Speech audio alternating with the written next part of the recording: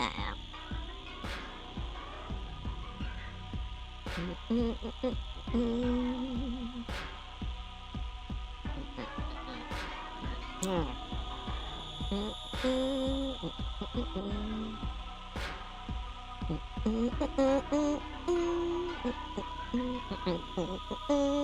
up, everybody?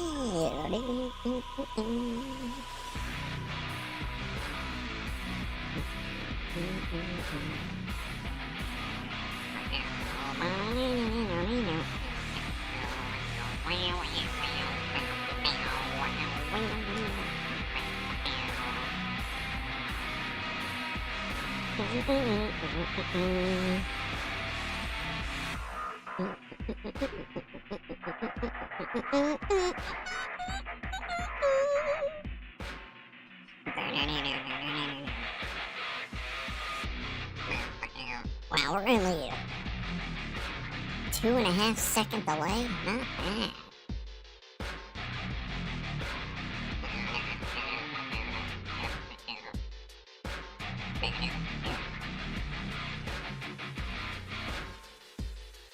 What's up, everybody?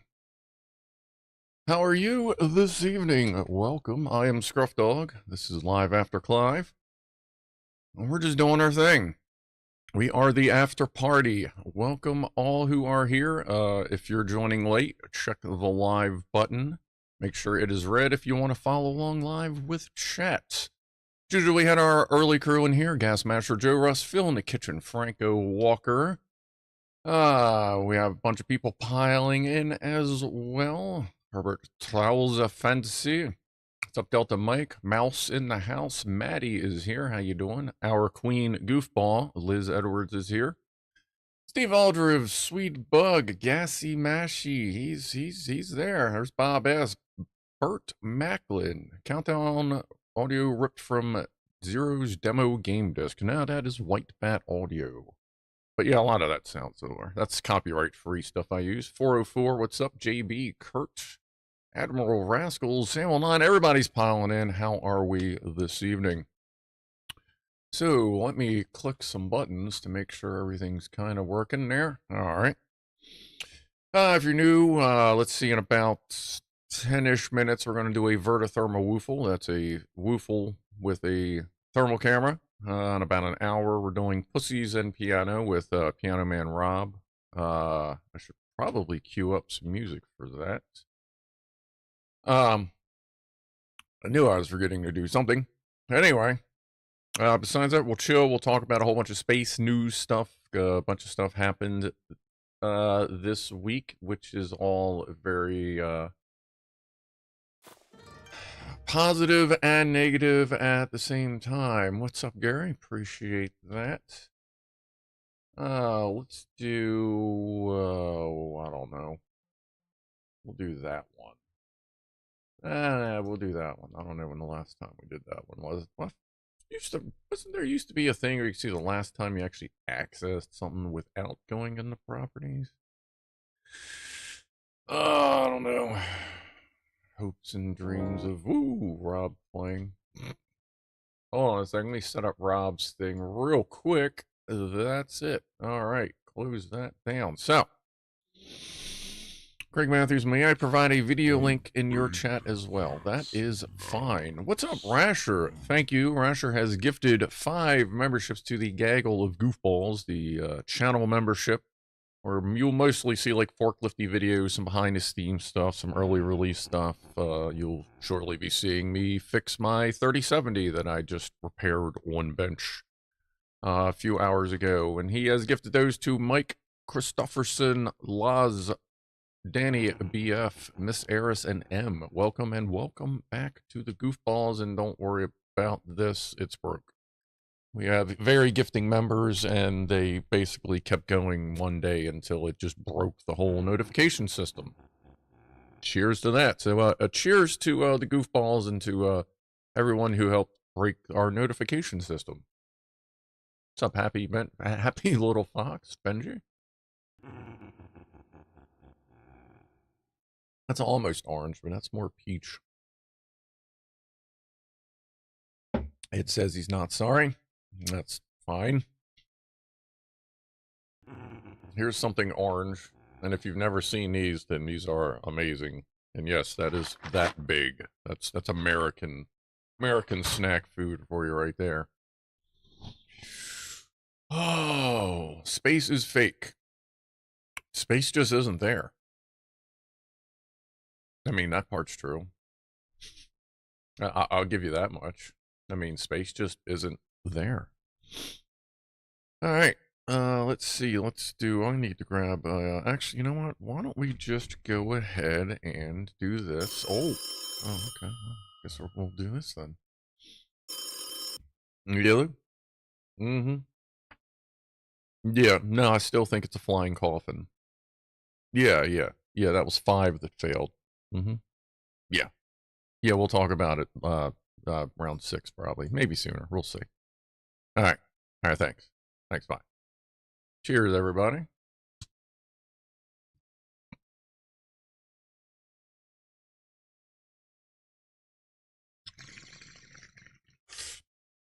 Apparently, space has a smell, but I don't buy it, says Mike Hanley. I don't know. Just make sure if anyone ever walks up to you and goes, "Hey, does this smell like chloroform?" Don't check. Don't check for them. I mean, unless you're into that shit. No spaces here. Everywhere here is really empty.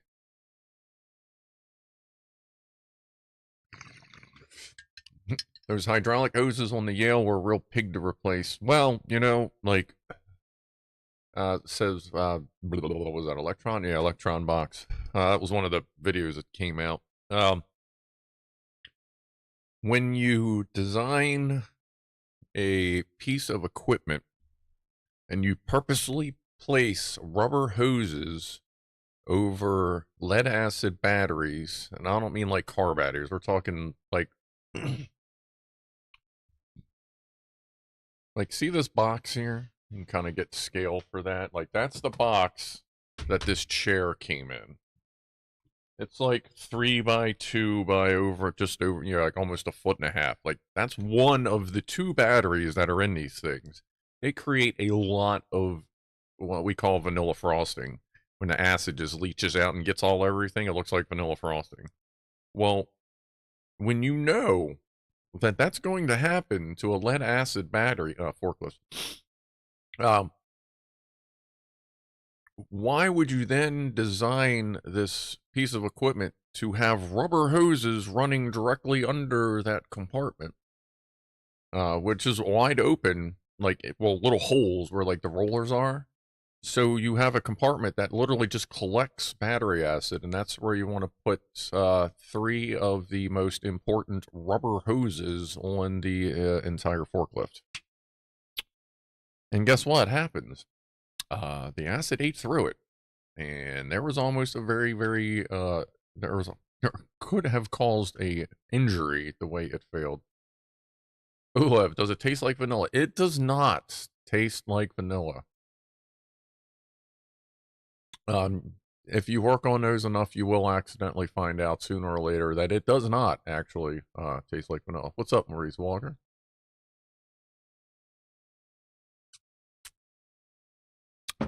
Earth is round, cake is round, pi r squared. That's pretty good there, Lock Watcher. I like that. I like that. How's the pancakes going? Haven't made pancakes this weekend yet. We are all an extremely complex computer program. Maybe, says Rasher. Yeah, we could be. We could all be ones and zeros. Who knows? We could be the methane. We could be a particle in an atom, in a molecule of methane that has just been farted out of a cow on another planet. And our millions and billions of years of existence could simply be us having traveled just past the part, and we've just moved a simple inch in just that brief amount of time, and we still have the rest of the way to float out before we go out into the atmosphere and the entire universe gets cold for some reason.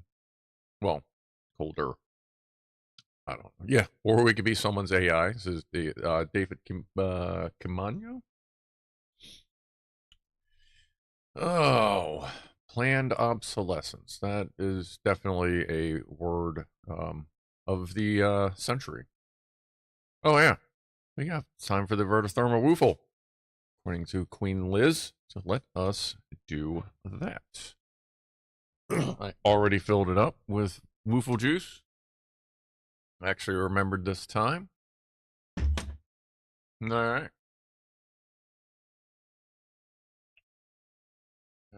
Yeah, I think we're good. Woo. And woofle. Whee. Number 2. Woo. That is an unhappy camera. Let me try to recalibrate that. Where's the mouse? It is not happy. All right, let's get through this. Strobe warning. Thermal camera acting wacky. And we'll do the up close. Good lord. Actually, that seemed to stabilize it a little bit. Holy macky wacky. That was going crazy. That is not getting any better. Let me just swipe that on back here. Good lord. But that's what happens when you leave a thermal camera plugged in for hours and hours and hours at a time. It does its best. That is rough. And now I just have it on the screen. Oh, and then I switch color palettes and it's stabilized. Let's try that again in the past. Or in, what the fuck, in the future. Alright, what do we got going on? Yeah. Freddie be like, hey man, watch my ice cream. Yeah, Freddie chilling up there. Yeah, actually I could switch it back now that's not total shit fest. Hey, let's do another one, see if it freaks out again. Or if it's actually stabilized.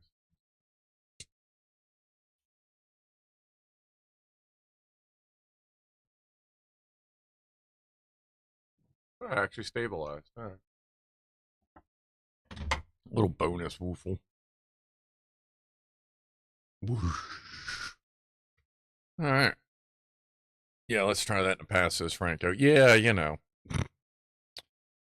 I've been kind of busy today, so I haven't had much cannabis, which has kind of been the theme lately. I've got some shit sorted out at work. That also helped. Had a troublesome machine. Finally got that fixed. And then a problem I've been having for a while with another part of the wire guidance system. They sent in everybody that was supposed to know how to do it, and they can't figure it out either. So I'm like, all right, cool. I'm not the asshole. So cheers to that.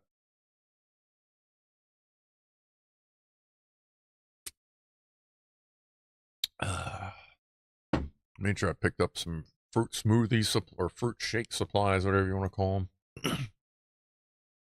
That's been helping keep me awake because I've been sleeping less. But I mean, there's tasks to complete and people to shoot and intel to recover, you know.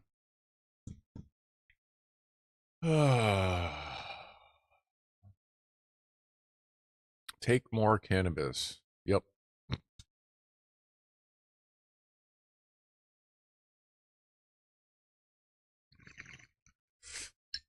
Yeah, it's Orihime back there. Actually, let's see here.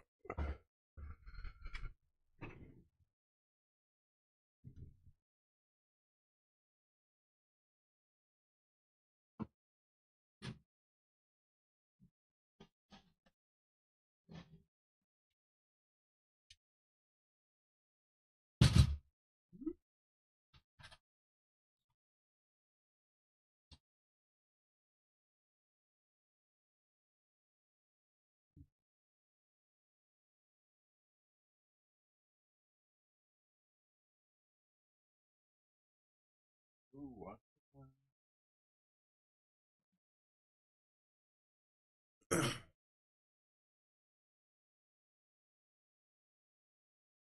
Camera's up there, right there. Whoop, whoop. Camera shy.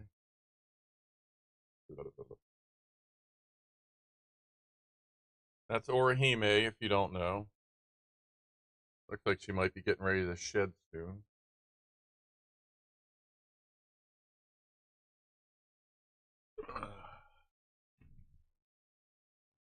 Yeah, look out, mouse. There's a snaky on the woo. Sometimes she crawls under my shirt.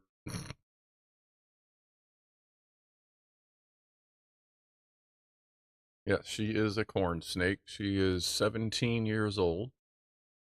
Hey, girl. Ohio is just about allowed, or just about ready to allow dispensaries to sell to anyone so they can serve patients and adult consumers alike. That's all right.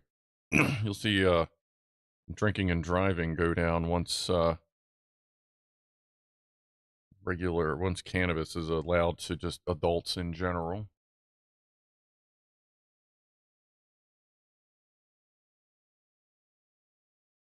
And always remember when you're handling snakes, they can be delicate. Don't like let them hang too much. Don't let too much of their weight like hang down. Support as much of them as you can. Oh, I'd know a venomous snake if I saw one. Can't fool me, king, little girl.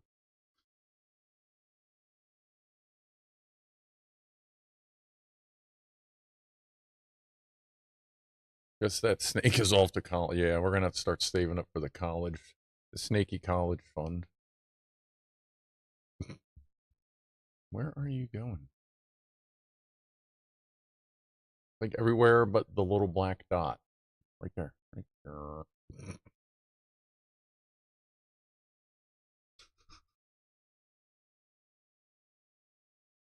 Yeah, I feed her frozen thawed rats. She just had a snack last week. She'll be getting another snack this week. Since spring's rolling around, she's been more active, as some of the channel people have noticed lately, as sometimes she does. So I've been giving her a little more food, and then she'll be back to usual chilling.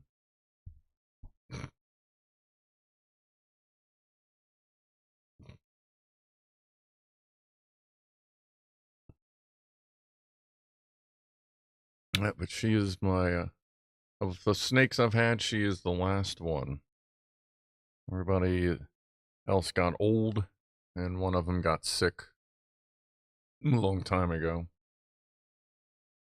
No rabbits. My 9 foot Colombian boa, she could eat small rabbits, but I fed her extra large rats most of the time.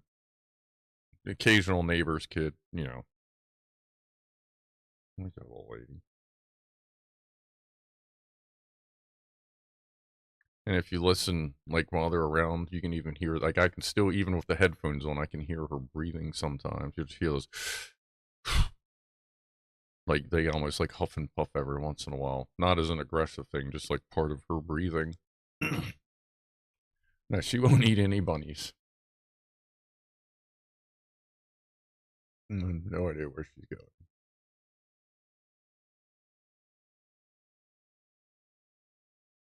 Frogs. We first got a stream of Clive blowing himself, and now Scruff is playing with his snake. Yeah, there you go. We offer as much versatility and variety as we can.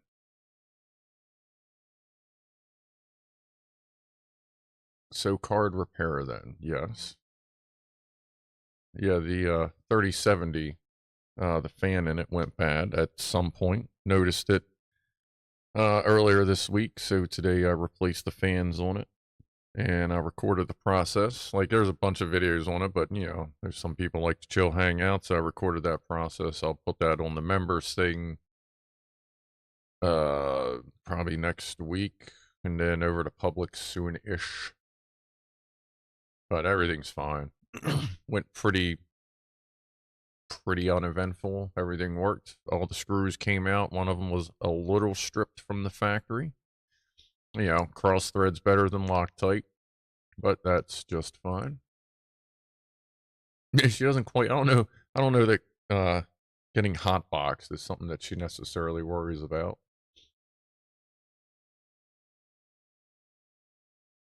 Oh yeah, she. I like to. I bring her out. You know, not even off stream and all that. Take her around, let her smell the house, let the cats sniff her. Not too close, because then they want to, like, quote, play with her. Some frogs eat snakes, don't they? I don't know. I know some snakes eat frogs. I wouldn't be surprised if there was a frog out there that also ate snakes as, like, payback. If you shake it more than 3 times, you're playing it. Shaky, shaky, shaky, shaky, shaky. There you go, Jonathan. Yeah, she's just chilling now. Well, technically she's warming. She's catching my body heat on her. Put little hats on her. I've seen people do that. I don't want to put hats on her. Do you have a leash for her, or do you take her for a walk? I do not take her for walks, no. And at one point, I was sitting there going, how would you do that? Because they just be able to wiggle out of a leash thing. Like, I guess you'd have to, like, tape it, but that's not good, is it? No, she said that wouldn't work. Got an emergency call a few months back because a guy who had loads of snakes had a circuit tripping issue that was putting them at, oh, too many heat lamps. Yeah, that could be a problem. Frogs will eat anything that fits in it. It fits in its mouth, including human figures, it says frogs. They don't know what to do with the rest of the human. It doesn't fit, though. Yeah, well, guess if they don't mind hanging out for a little while. I mean, they definitely have food for quite some time. Was a murder attempt by local slugs. They got into one of the power sockets and sacrificed one of their own to short to earth live with its body. Yeah, I just put out Epsom salt on one side of my porch because there's millions of slugs have been coming up lately. So I put like a barrier, and you can see where last night they kind of came up, touched it, and they most of them left. Vince UK, what's up? I leave for a moment, and suddenly there's a snake. Yes, there is a. She is relaxing right now, as she tends to do. My old ball python would actually wrap around my neck and go to sleep when I took her out, like after she calmed down a little bit. Let's see. Sit back a little bit. She might be. Yeah, she's good. The slugs had a full-on nope moment. Yeah, you could just see they're like, There's a couple that like braved through it, and you can kind of see the trails, and then the trails just go back off the porch. So I guess it bugged them enough. Lock Watcher says, I have Jack, a giant wolf spider. It lives in my basement and eats every bug that gets in. There you go. I know a couple of spiders that live in here that I just kind of leave them. Like, if I see them, I just look at them. I go, look, as long as you're in that general area and you ain't messing with me, you can stay. I see you are working. Like, I can see your little wraps. So I know you're doing your work. But when they start getting in the way, then I either got to move them or other. They have nasty slugs in Oregon. Yeah, these things, they keep trying to come up and eat the cat food for Dude and Mr. Tabinator and Gray Buddy. And the fifth cat, which I haven't named them yet. And Tuxie. The flying green spiders are gross, says Kevin. Yeah, the what are they? The new big spiders. Something with an R. They're like really good at parachuting around. And they're big as shit. The Joro spider. They also hate very hot water. It's possible to hear them scream when you pour boiling water on the back of them. Ooh, that sounds rough, Delty. Wouldn't think a slug would make noise. I heard what I'm pretty sure was one of the cats getting a mouse the other night. I'm just sitting there. It's like, I just gotten done playing Gray Zone, so it was like 3:30 in the morning. I'm just sitting there, and all of a sudden I hear, wee, wee, wee. And like the third, wee, it just went, wee. And it just stopped. I went, may have heard a crack when that stopped. May not have, but I think one of the mouses just got catted. You want to hit? You good? All right. She's good, so I'll just take a hit. Top of the hour toast, everybody. Cheers.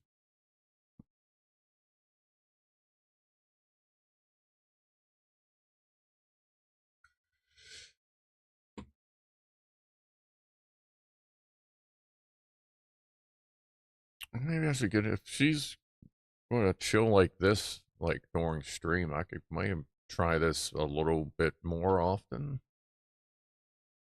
Seems to be doing all right. I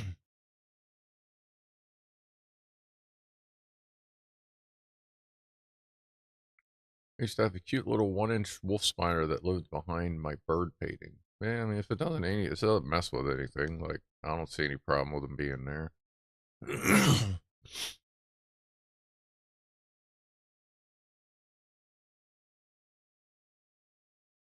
Delta, yeah, I was surprised when I heard a slug make a noise. I hate them. We have a variety that has a slime that burns you, so I like to get rid of them. Ugh, yeah, that's not good.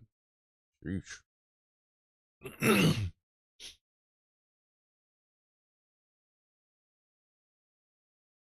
Just always watch when you're handling a snake. Like I said, if you fed them recently, make sure they poop first. Because I used to not always pay attention, and I gotten pooped on before. So a lot of times they'll come out here and just get like different relaxed, and they know they're in a different spot away from home. So they're like, hey, I'm not home, and they'll poop. Yeah, I don't know that fleas have their place. Fleas are kind of assholes. I mean, like the basest flea is cool, but as far as any of the other ones go, like that's no bueno. Yo, minimize that. All right, so let's talk about some spacey stuff. It has been a busy and interesting week in space. I guess first we'll cover. Let's talk about. God, I don't know. Do what? All right, we'll talk about positive stuff first. So SpaceX's IFT-4, the integrated flight test -4, that launched on the 6th. So what was that, Thursday? And of course, I was super ultra busy at work, so I did not get to watch it live. But I've watched it since then, clips and otherwise, and that was freaking amazing. It was a 99% flawless fucking flight. Booster went up, did its job, did its backflip. We lost an engine on launch, which is fine. It can lose up to 3 engines before it has a problem. 3 or 4, I think. Anyway, it went up, did its job, came back, did a soft landing over the Gulf, which they just released a video of because they had like a little floaty thing there to watch where it was supposed to land to see if it did, and apparently it did. And Starship went up in space, kind of did its thing, chilled, and the wild part of it was as it was coming down through the atmosphere, they're still testing the new Starlink thing where the ship on the backside of it, the side that faces away from Earth as it's coming in, has Starlink on it, so it can shine past, or the signal can get past the plasma, and it worked fucking almost flawlessly. So we got to watch Starship come in and watch one of the fins. It's, where you got the pivot, where the fins pivot, you just can't get great shielding in there. And the plasma got in there and it burned that fin. Like, you got to watch it just melt and burn and it's like liquefied. Chunks of it flying off. And then at the end, it came down to do its landing, and that fin like went, nope, we're not done yet, and it did its job. And that thing, the Starship, also soft landed, and it was an amazing thing to watch. If it's probably better I wasn't at work, because I probably would have been jumping around like an idiot, like cheering and all that stuff. So like that flight went as planned. Except for, like, you know, the fin melting. Where is she going? I guess she's done relaxing. Where are you going? Alright, now I gotta see what she's doing, so... Oh. You're over there. And over here. Okay. Well, she is like 6 feet long, so that makes sense. But yeah, so Starship went well. Tons and tons of data. They're going to be able to check out the ships if they choose, which I'm pretty sure they'll want to get a look at it. Yeah, I'll put her back in the tank here when she's not wrapped around the chair. Let me get her just so she doesn't, like, fall off or something weird happen.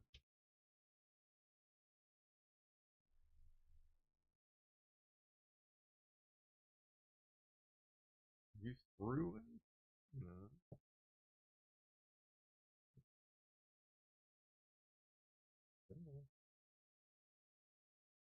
No, not the head. No, I think those headphones are a little big.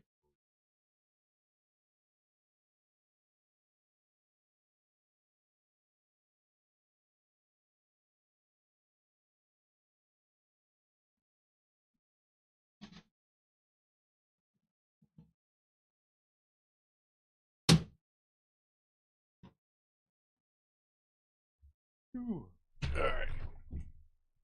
That was fun. No, that was cool. Let her out for a little while. So, like, everything went as planned. They don't know if all 4 of the fins were melting on the way down, but we got to watch one go through, melt, like I said, halfway through it, and the thing still functioned. At the very end, it looked like it may have, like, buckled finally as it hit the water, but it went all right.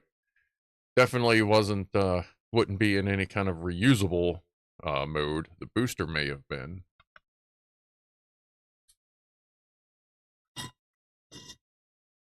They are letting both parts sync electron box, but you know they're going to send, like, they're in shallow-ish parts that if need be they can go down and take a look pretty easily. Like, this ain't no, like, Titanic shit.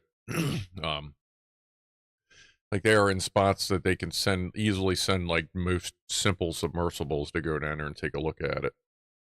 So apparently the next flight they may try to actually catch the booster.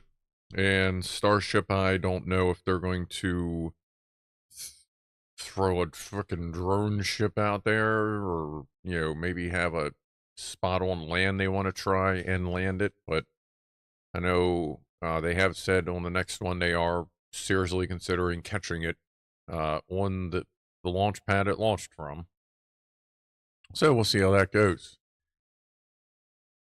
And then there's Boeing. As we had our discussion last week about Boeing and the ValveTech CEO saying that the valves that Boeing designed are going to kill people. Well, Starliner finally launched this week. It made it. Nobody's died so far. And then when it went to go dock with the ISS, guess what failed?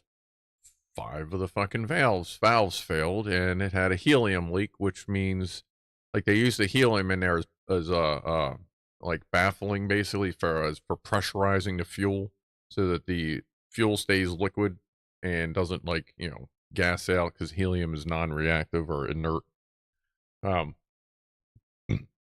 So with the helium leaking out, there's not enough pressure. The fuel is not, you know, it's not going to flow properly through the RCS thrusters. They were able to get 4 of them to work, and they eventually docked with the International Space Station, hard, as it was said. So, like, they went in the dock, they had to abort the first one, wait, and then the second one they went in, they docked hard, as it were. So now there are many people, it would seem, in the community that seem to think, well, your fucking valves failed yet again. Some people are saying that they should send the Starliner home on its own, because you don't get a do-over on re-entry. If the wrong if more valves fail, or those 4 or 5 well, the 5th one's done. Like, they already lost one, but like that one's just done. That's like perma leak. If those 4 go bad again or more during re-entry, like, you don't get a do-over. It's just done.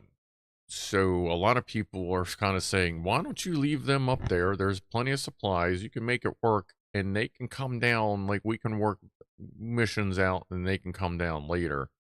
Because valves are going to kill someone. That's exactly what the Valtech CEO said, and it almost happened. So what are you going to do? Yeah, she is she used to swim a lot as well.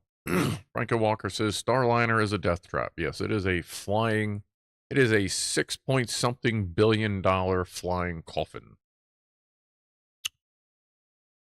Such a shame that Boeing decided to shit the bed and just, I mean, like, how many people have they killed on airliners? And now we're going to see what happens with the space side of things. Because if all goes wrong, whether Starliner comes back with or without people, if anything goes wrong with Starliner this time, I can't imagine at some point NASA's just going to have to be like, look, I know you tried, but this is beyond the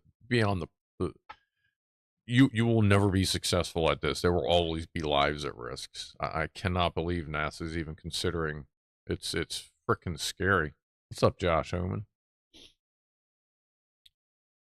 Oh man, why do they use helium, not hydrogen? Something about, because helium is more inert, as far as I know, and a lot of times it's helium is pressurizing the hydrogen fuel. There, Chippy. Or they could use N2O. N2O is also, that can also be reactive with, especially oxygen, which is also used for fuel. Because then you just get nitrogen dioxide. If I'm not mistaken. So the two are separated. Well, the two different fuels are separated. I don't know if there's an actual membrane separating fuel from the helium for pressurization. I don't know if there's a physical barricade or not, actually. I feel like there is not, as I cannot imagine a flexible ballast for that would work great.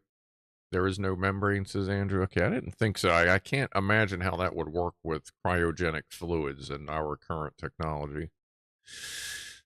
Electron box says helium is a larger molecule, so it's easier to contain. Yeah, there is that too. Like, we have no way to 100% contain hydrogen. The best way we can do it now is with a carbon matrix, and it's basically like Plinko. Like, the thing where you got like a bunch of nails, you drop a penny, it goes ding, ding, ding, ding, ding, ding, ding, ding, ding, and then it like drops in, you get like a drops into a thing, you get a piece of gum. I'm old. Well, just think about doing that, but dropping like 1,000 pennies at once. They'll just there's space for them to fit through, but they just get stuck because they get stuck against each other. And then slowly something will shift and one will pop out, another will shift and it'll pop out. So it's the best we can do with hydrogen is a very, very, very, very, very slow leak. But I mean, it works, so.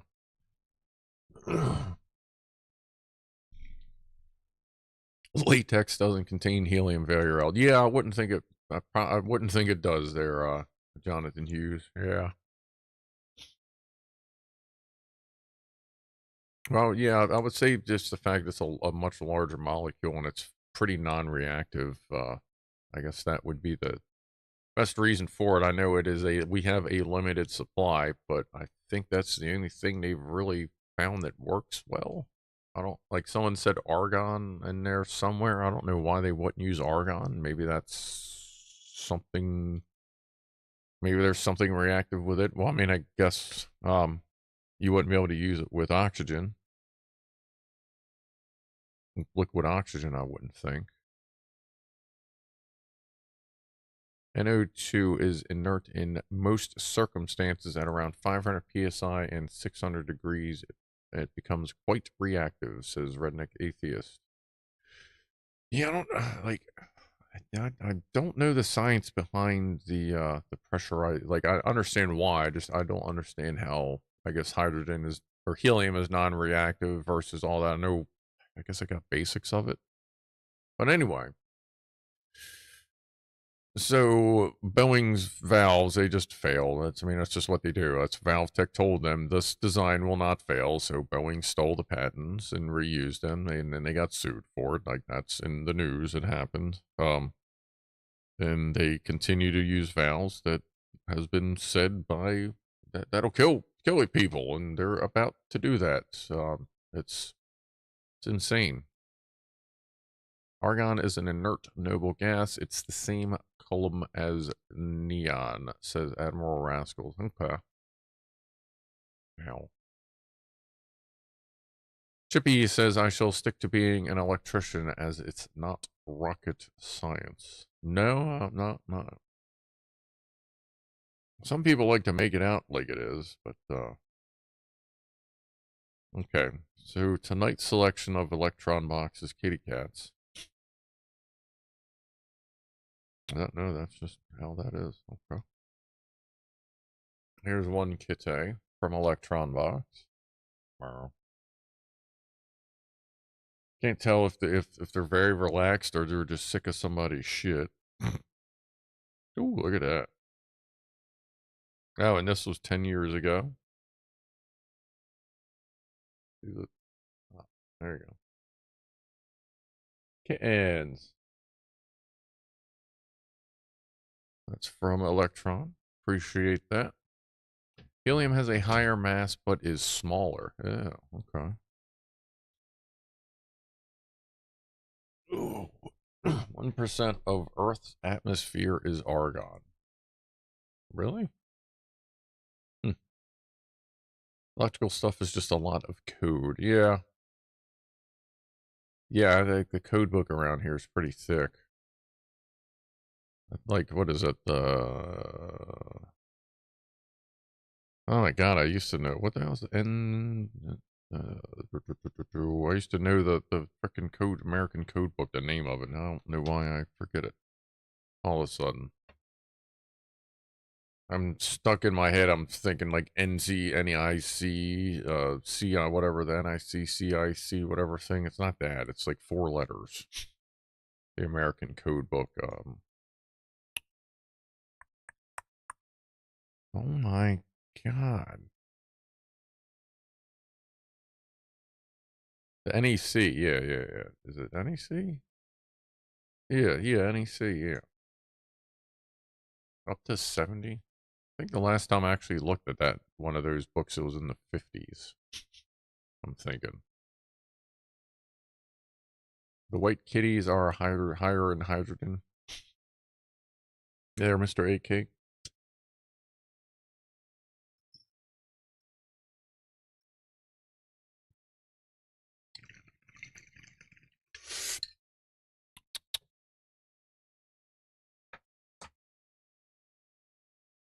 Ow. So why does Costco fill car tires with nitrogen? Yeah, they're like, oh, it's like, what is it, bigger molecule or something? It'll leak less. Not really. No, it just means it's more inconvenient for you to have your tires maintenance. Celtic engine. Do you have the means to feed images or videos directly into the stream from your phone? Uh, I'm not tried that. I probably do. Um, why do you ask? Um, I have Droid Cam. I mean, obviously that's what this is running on. But as far as screen sharing, I think you usually got to do that like wirelessly or something. But I have Bluetooth, even though it's disabled. I have Bluetooth on both computers. Apparently, that just comes on motherboards now, which is weird to me.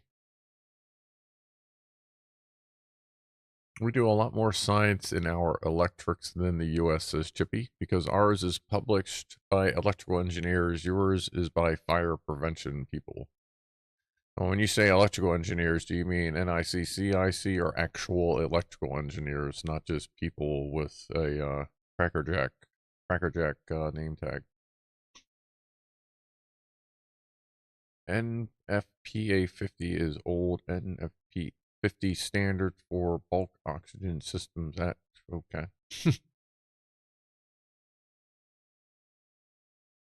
Yeah, Mouse does a good mixture of 4/5 of nitrogen and 1/5 oxygen when he fills his tires up there. Seems to work pretty well.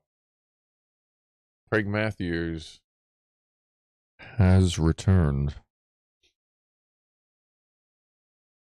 Not saying either is better, but actual engineers with degree, the NICCEI, those guys don't do shit. Yeah. Franco, I like Bluetooth, very useful for file transfers. Yeah, luckily now my computers all have enough USB ports. I just have USB cables hanging around. Like there's one back there for when I do the Lego live streams. There's one sitting on the microphone that's hooked up to the gaming rig in case I need to get the camera on that or just use it as a basic charger. And then I got my quick charger over there.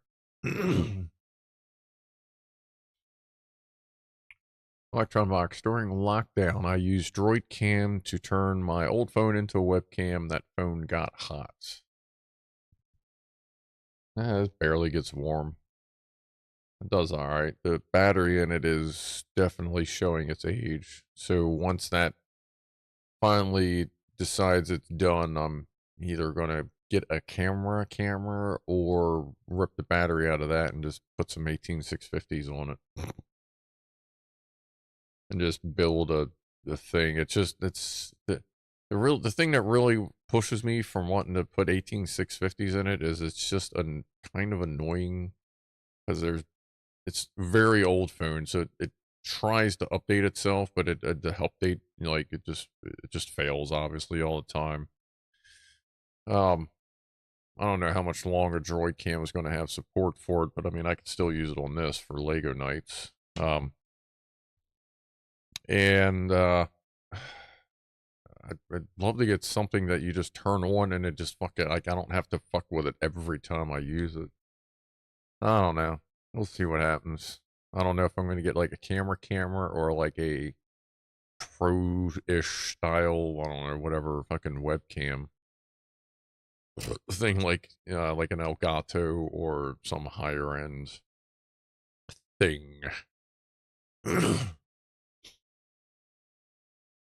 Don't think it would produce much better results than putting the phone screen in front of the camera. It would be very interesting feeding directly into the stream in full resolution. Yeah. Yeah, I'll have to I'll investigate that. I'm not like I don't know if there's an easy way to do that with Android devices or not. Oh, it's a late toot.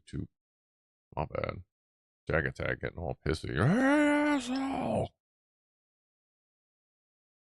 Jack Attack gonna yell at me because I'm running a little late, but he still can't give me his address so I can send him his glasses.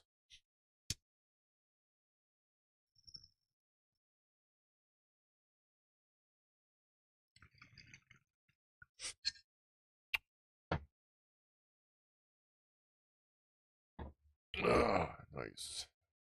Have you seen the mods for the Logitech Brio to convert it to CS mount? I have not.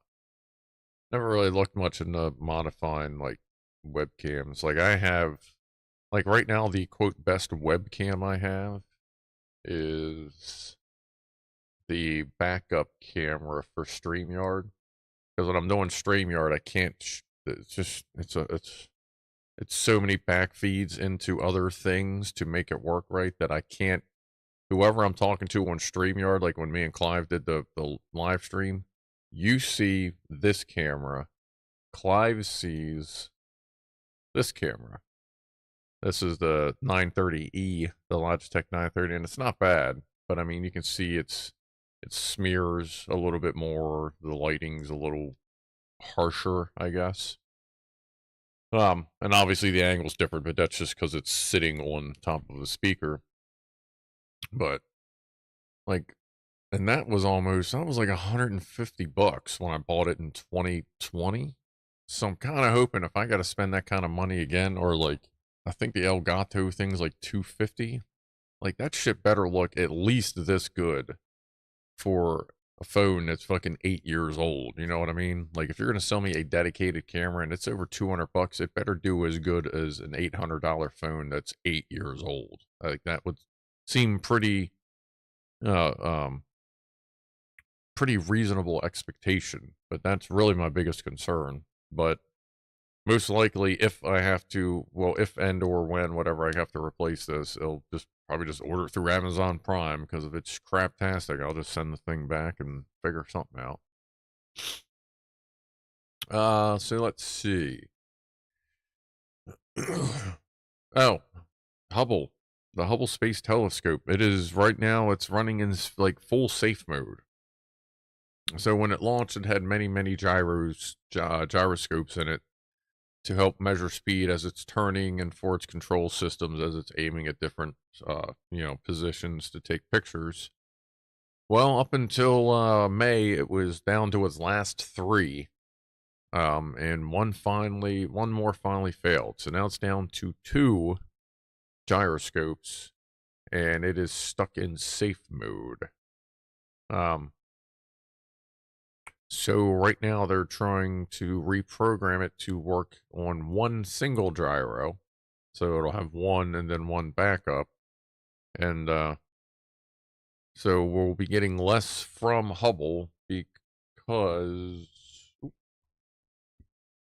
I saved my one sugar drink for today. So since it'll be like, it can still do maneuvers, but it'll be a lot slower because it's got to be a lot more careful as it measures its speed. But the thing that is frustrating, which it's funny that this apparently isn't very publicly known, because NASA, for some reason, has just been kind of like not keeping it hush, but just like not bringing attention to it. Apparently, since like 2018, there's some random billionaire out there that has been begging NASA to let him solely fund the research, the development, the launch, the entire mission. He has absolutely said he will fund the entire mission to go up and fix and update Hubble. Like, replace the dinosaur computers with, like, I don't know, like, you put this fucking cell phone in there and you've probably increased the power of Hubble by 100 times. Like, no joke. Like, literally. But he wants to solely, not Elon, it's just some random dude who just, like, thinks the Hubble is awesome. Because, like, apparently he's, like, I think they said he was, like, Gen X's age. And, like, so that's, like, our telescope, I guess. But he just loves it so much. He's like, I want to fix it. He will cover everything, and they've been like, "No, don't worry. We're not sure what we want to do. We're not sure what." He's like, it's very frustrating, and just NASA's like, it's just not something that we're thinking about right now because of other budget cuts. It's like, don't talk about budget cuts when the dude's talking about completely funding it. Like, he's going to pay you. Like, he'll probably give you guys raises if you say yes. Like, he will be funding you. Like, he wants to do everything to go fix it. Like, please let this guy fix that thing. Like, it is an awesome little telescope. It does a hell of a job. Yes, we have better ones out there, but it doesn't mean that still doesn't do a great fucking job. And if he's willing to update the systems, we can get even better photography out of it. Like, come on. I do believe they have had snakes in space, Mr. A Cake. Apparently, is it China or Japan? Oh, it might be Japan. They have, I think it's Japan. They have fish up in space right now that are just like, apparently they just kind of go everywhere because they have no gravity reference. Apparently, somebody did that years ago, and after quite some time, eventually the fish just oriented their backs to the light, basically like a sun, and that's how they kind of guided themselves. I'm tired of all these goddamn snakes on this goddamn International Space Station. That'd be a great movie. I'm surprised they didn't do that as a part 2. Or did they? God, they may have. That was terrible. Yeah, I think one of the Electron Box, NASA is so slow. Yeah, I think one of the reasons is because they've worked with Boeing for so long, and Boeing always takes a long time to do shit. I kind of feel like NASA just got into that groove, and then SpaceX showed up, and NASA was like, "Whoa, whoa, what the? So the fuck? Wow, you did that already? We couldn't. Okay. Like it's uh, Sharknado. That was Oh, there was a snakes on a train. Okay, good, good. I thought for some reason there may have been another one. Oh, Sharknado is it's a movie. Admiral Rascals. I think of other shark movies that are worse. But yeah. Anyway, I'm waiting for snakes on the ISS. I guess they'll wait till commercial flights are a little more available for that. There you go, mouse. Dick Shark. Not Shark Dick. Dick Shark. Mouse can't even remember his own favorite movie name. It's amazing. Franco has the box set of Sharknado films. Uh-huh. Well, Franco, I feel we all may need to have an intervention with you.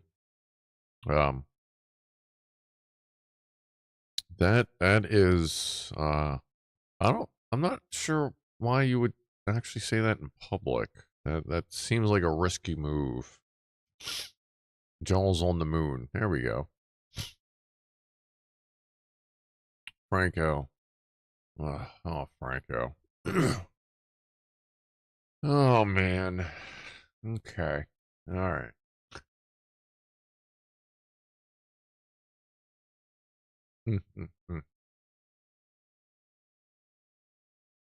There have been snakes on a plane, pigs in space, and now snakes in space.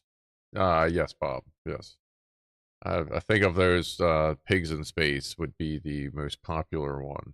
Would be what I would pick anyway. Aha. Blackwatcher. Space snakes do not understand the gravity of the situation. And yes, there are snake space. If you watch Rick and Morty, you know there are space snakes. There's an entire race of snakes out there with their own space program as well. It's pretty good. Did you watch Nobody? Asks Jack Attack.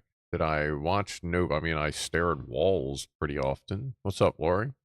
Um, I often stare at the sky. Besides that, I'm not sure. Jack Attack.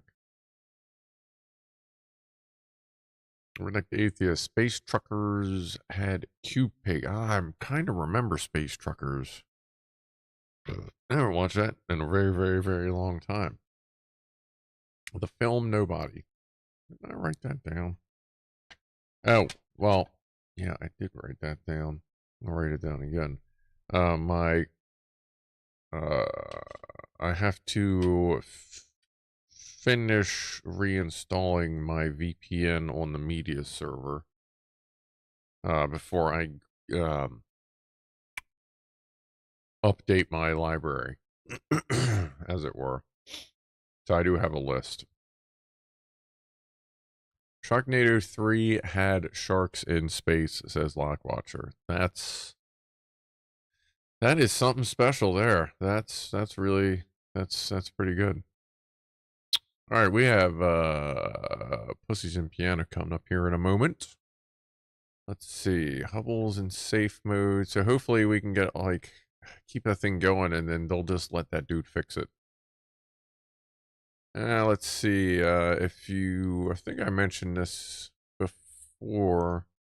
If you remember the original box cat from a long time ago, Maru the cat, he turned 17 recently-ish. I was like throwing it. I cannot it really bugs me. Like, I don't understand how one of the OG internet cats, especially like the OG box cat, still does not have 1 million subscribers.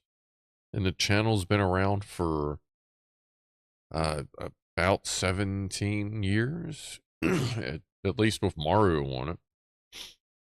But yeah, remember the cat that like jumps in the boxes and stuff like that? Like, that's the channel. Like, it's been a really long time.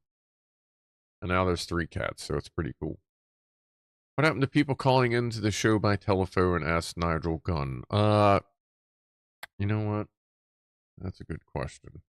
Let me pull a dedicated sticky off for that.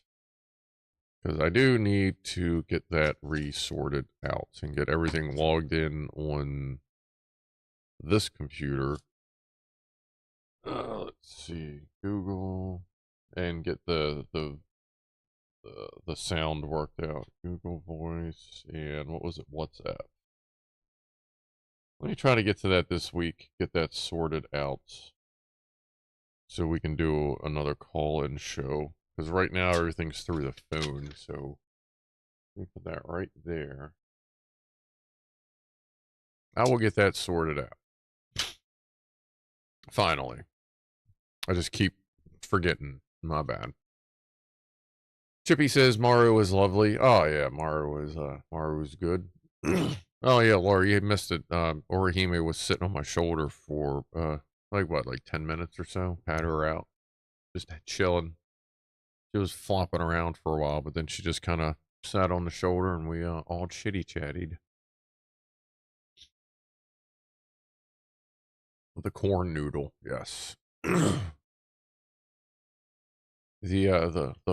floptastic scaly one.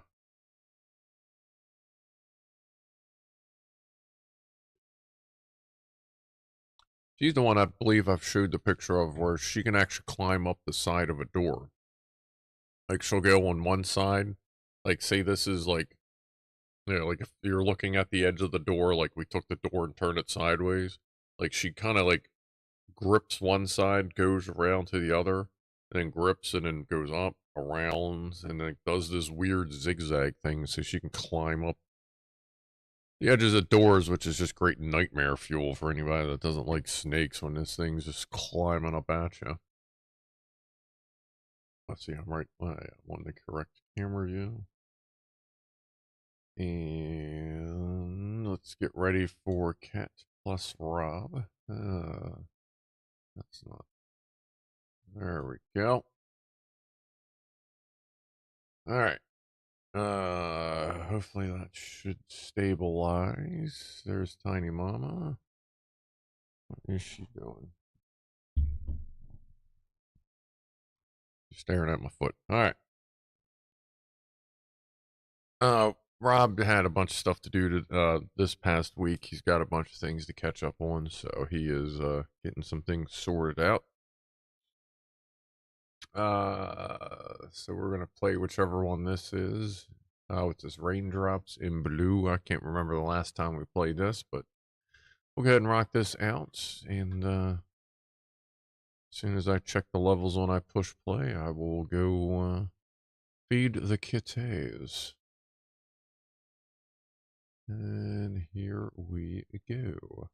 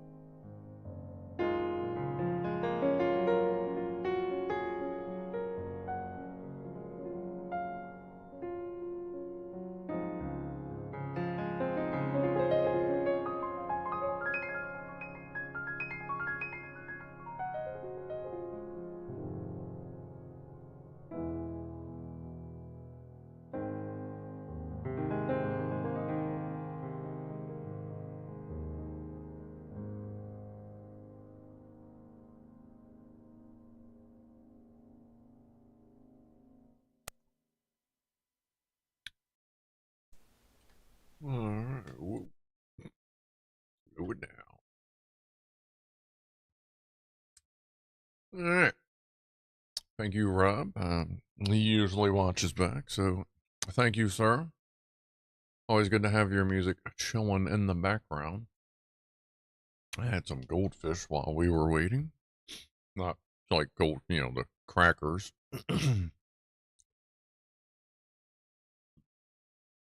Everybody's food. Like, she just eats everybody's food there, Rasher. That's Ronnie. He's pretty used to her just eating everything at this point, so Ronnie will go over to Spaz and bug her and try to take her food, and then everyone else piles in on Spaz. But for the most part, nobody messes with Tiny Mama there on the left because she will kick everybody's ass. She is also known as the Tiny Tank, for good reason, because she is quite the ass whooper for being such a petite kitty.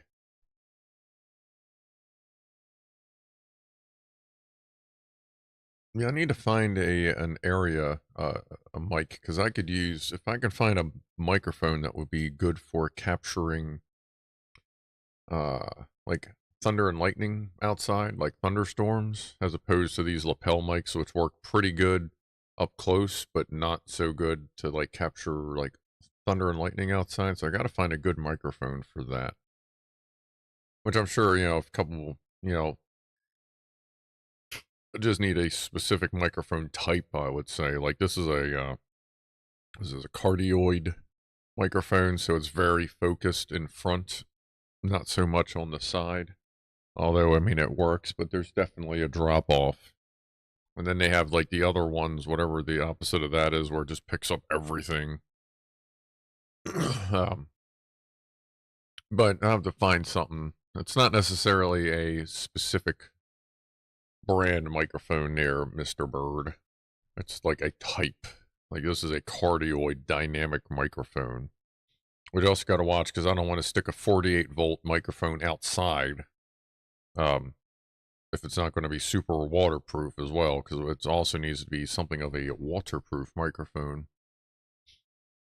Electron Box uses a Roland R05 for ambient record. I guess it would be considered ambient. Okay. Ambient. I guess I can start there. Roland R05. So is that 05? Does that give you good recoil and weapons handle? Oh wait, wrong. Wait a minute. Wrong 05. All right. You need an old handheld dynamic microphone from a 70 or 80s cassette recorder. That's what I use for outside atmospheric recording, says Franco Walker. I could probably find something like that down at the thrift shops. Yes, Craig Matthews, that number still works.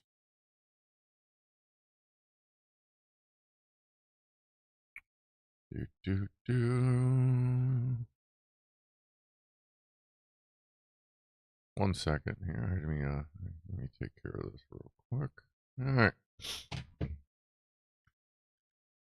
Omnidirection. Omnidirection. I guess that would be is that the so that's the opposite of cardioid or is it cardioid? Cardioid. Omnidirectional. Okay. So something omnidirectional that's vaguely sensitive, I suppose. Like these are omnidirectional, but obviously if we're going to pick up distant sounds, we're going to need something more than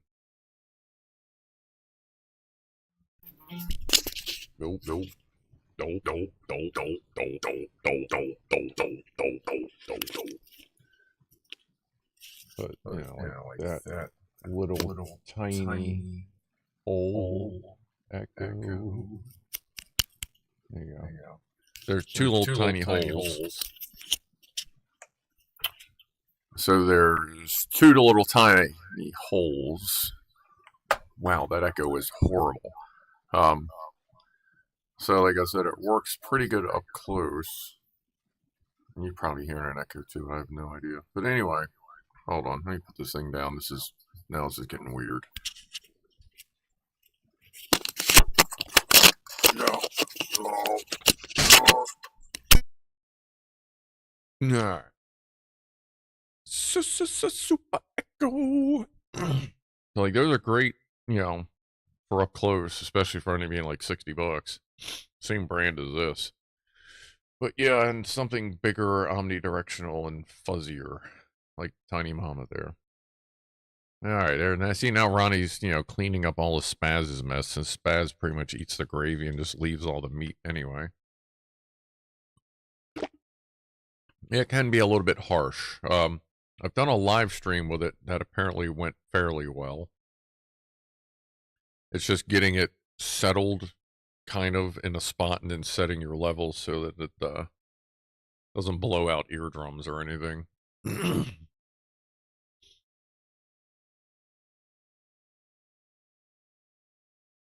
Cardioid means heart shit. Okay, yeah. No, it's funny you say that there, Nigel Gunn, because I remember every time I've looked at that, I've gone, why does that word seem like it fits somewhere else? Like I've seen that word. Now that makes sense because yeah, it is a cardioid. Yeah, right. Nice. Thank you. That actually just connected two dots in my head that have always been like trying to figure it out. Very nice. Very nice. Huh. No shit. Okay. Loud and clipping. Well, yeah, it's just because I was holding it weird. Um, I know those microphones, they can be they're a little touchy, but it depends on how you're running them. Ow.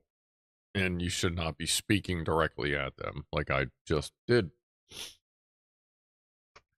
But all right, I have to see if I can find a good ambient microphone. Let's see, like ambient, omnidirectional, IP65 minimum,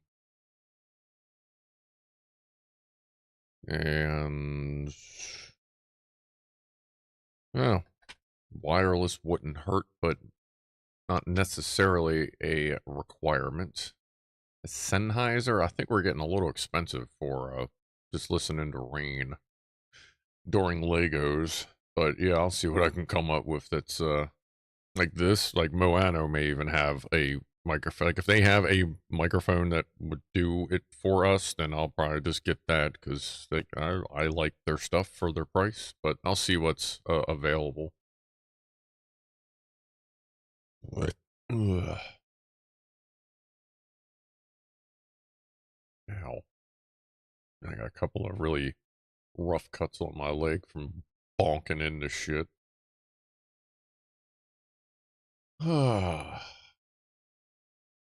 Wait, and the neighbors. What neighbors? Neighbors deal with I don't play loud music very often in here because like the cats, they'll usually go down in the basement. Like I'll just kind of slowly turn the music up, not like like over a few minutes, and then as it gets too loud, they'll usually just go down in the basement or upstairs where it's not so loud. But yeah, I can shake the shit out of the house with my stereo. And it's the same stereo I've been like it's been traveling with me for 20 years. Good Lord. If not, yeah, like 25 years. Same speakers.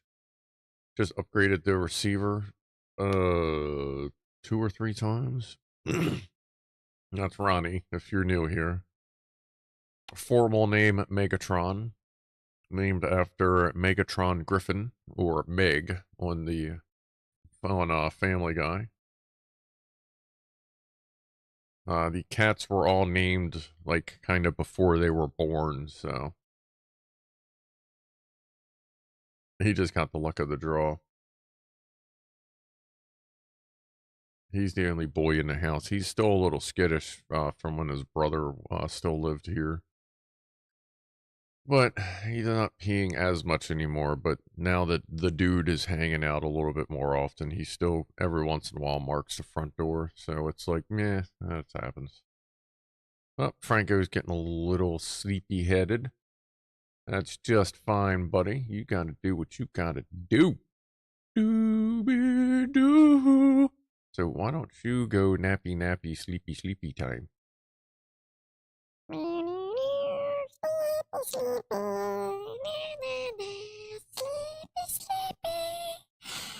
Sleep well.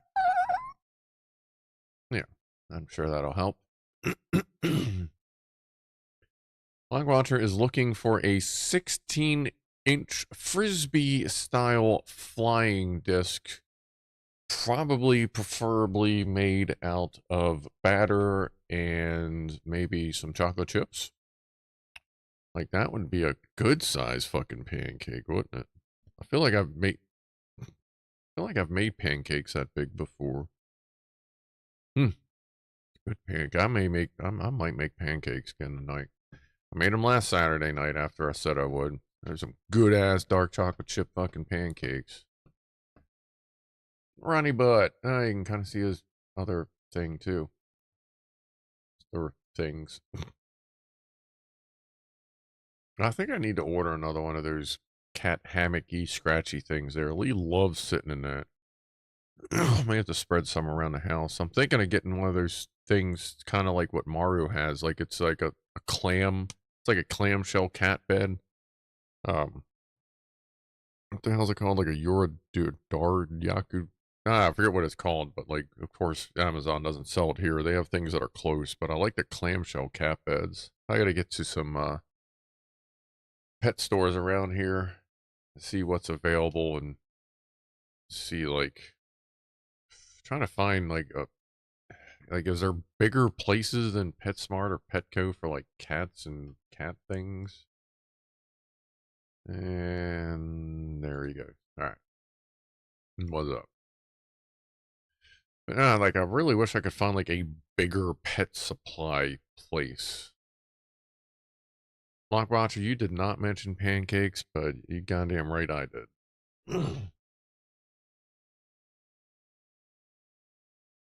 Oh my god, I thought Scruff used voice changing software for the higher pitch stuff. No, I just squeeze my balls really hard. Like you just fucking like, kind of reach down in there and just. Oh, shit! Oh, yeah! You should tell me, Daddy! Oh! That's usually how that works.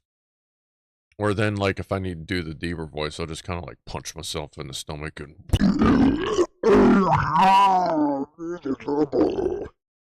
Works out pretty good. Can get a little painful if you're going back and forth a lot, but yeah, whatever works. Oh, and then what's the other thing you can do is if you take an empty bottle and just make sure it's empty. You got to make sure it's dry. That's the most important part. And then what you do is you hold it near the microphone and check this out.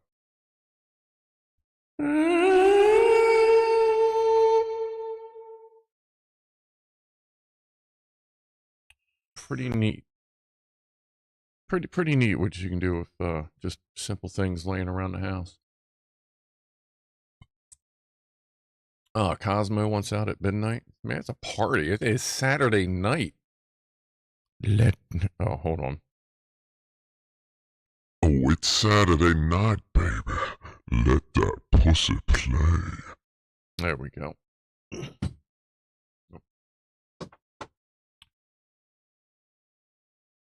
The trick with the bottle was well, let's see. Which one's mountains?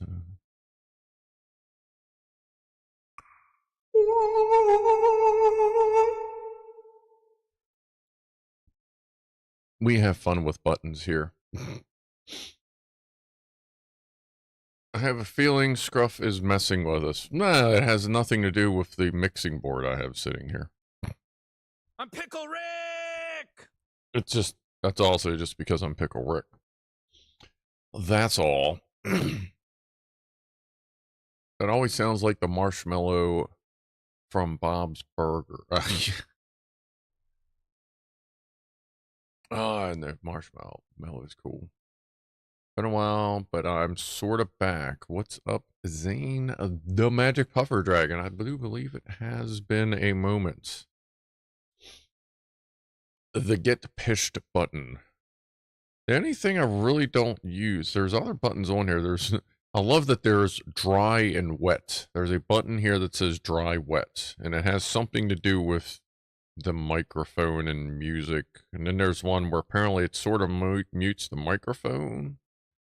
It plays some sort of music, and then like loopback, I use that. That's good for when you just want to cause fucking chaos with echoes, but it has actually come in useful every once in a while.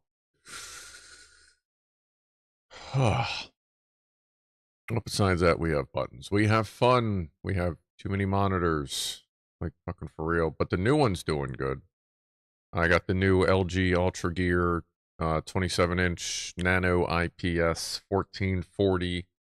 When I ordered it, it was supposed to be 1440 at 165 hertz, but it showed up 1440 at 180 hertz and G-Sync compatible, which was like fucking bonus. I think I got like a version 1.5 or version 2 of it. So that was cool. So that's in front of me now. That's what I'm reading you on, and that's what I've been playing Grayzone on. And it's nice because now I have the 3070 going through the Elgato capture card and into the monitor, whereas before I had the monitor plugged in and then a second one going to the Elgato. So it's giving, even though it was mirrored, it's still a little bit of extra resources to run a mirrored monitor. But now I don't have to worry about that. Second monitor's plugged into the iGPU. So that's running a shade better. And everything's working out pretty good with the new setup so far. Oh, it's 7 o'clock, top of the hour, too. Is there anything after? No, that's done there. So let's grab this one. Cheers to everybody that's hanging out, new subscribers, new goofballs, and everybody that's just here to chill. Burp. Cheers. Have a shot or, you know, do your thing.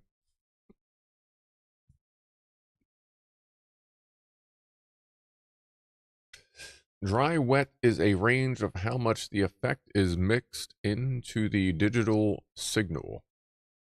Wet meaning more effect. Okay. I have no idea. Japanese rice with a loose omelet and salsa on top. Oh yeah, I've had that before, Log Watcher. I've had variations of that, Americanized and Japanese. The amu rice. I don't know if it was necessarily called that, but yeah, that's not too far off from the Loco Moco or Moco Loco, you know, the burger rice gravy. Delicious. Burger rice egg gravy, delicious. I've had that a few times.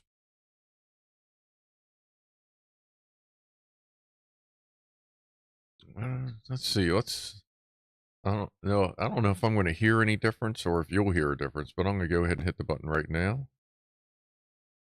Now dry wet is lit and it just says direct mode. Well, that's what it said. That's what the lady in the headphones said when I hit the button. Direct mode. I'm going to hit the button again. Mix mode. And now the light is off. I'm guessing if I had other signals coming in, things would have happened. Like at this point, I have an instrument input. I almost just want to go get a guitar and dick around with that like I used to do, just to use it. The kimchi input. I don't know if they have a kimchi button on here, but I could go for some fucking kimchi though, Mr. A Cake. Let me tell you what. I haven't had good kimchi in probably 5 years. I miss that shit. If you don't know what kimchi is, it's like spicy Asian. Is it Asian-y? I guess it's Asian-y. Like spicy, kind of like coleslaw, cabbagey stuff. It's fucking delicious. A flatter response on dry mode, says Chippy, perhaps.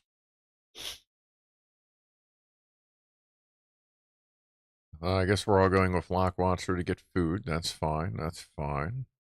Fermented cabbage.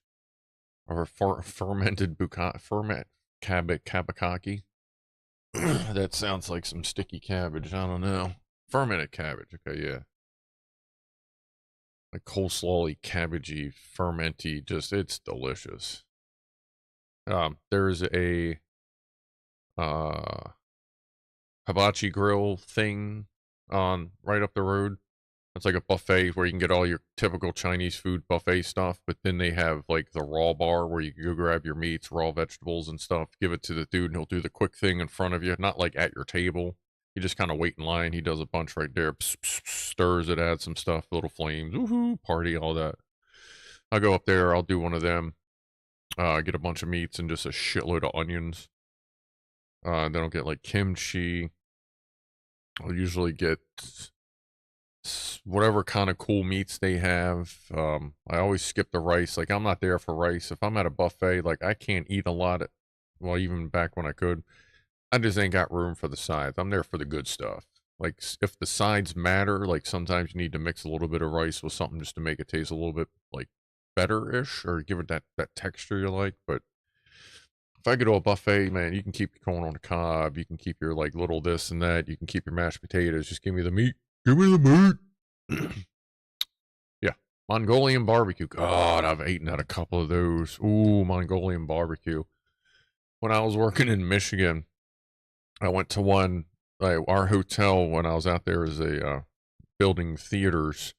Our hotel was right next to a Mongolian barbecue. It was like a chain of restaurants. And I would go over there almost every night because I was getting per diem through work, like you know, certain stipend per day to cover costs.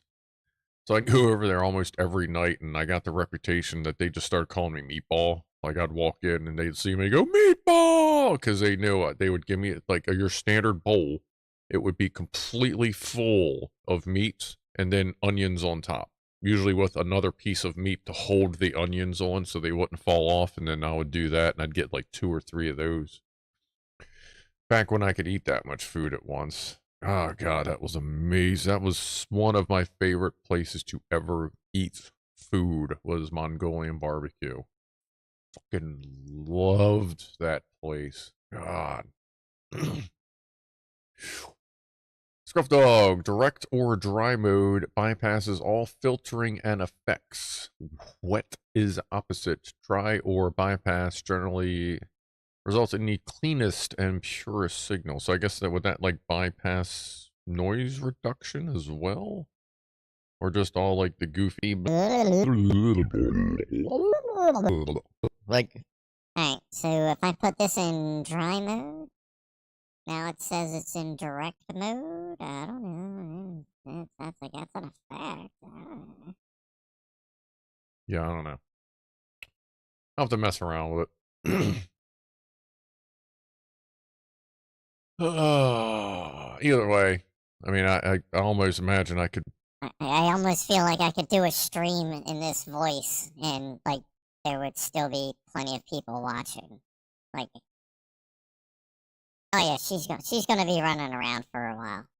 So yeah, we'll do a 12-hour stream of me just talking like. Oh, actually, I mean, if we're gonna go 12 hours.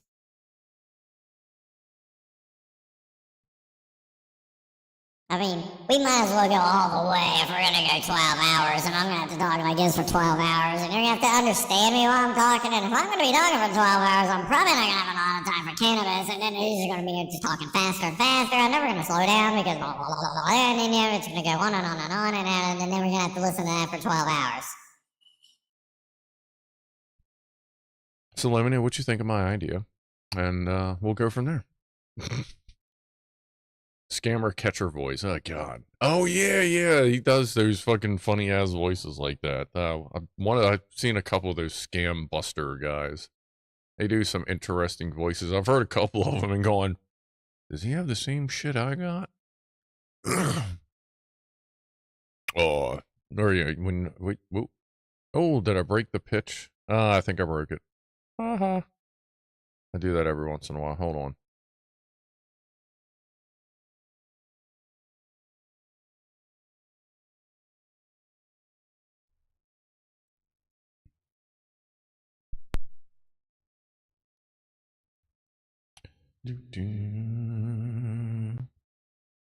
Yeah, sometimes if you go like full button masher mode on it, like you're playing fucking like, you know, Teenage Mutant Ninja Turtles on the original NES, like sometimes it'll go, whoop, hold on, button's getting a little confused. That's fine. It's a fucking, I love that mixer. Great stuff.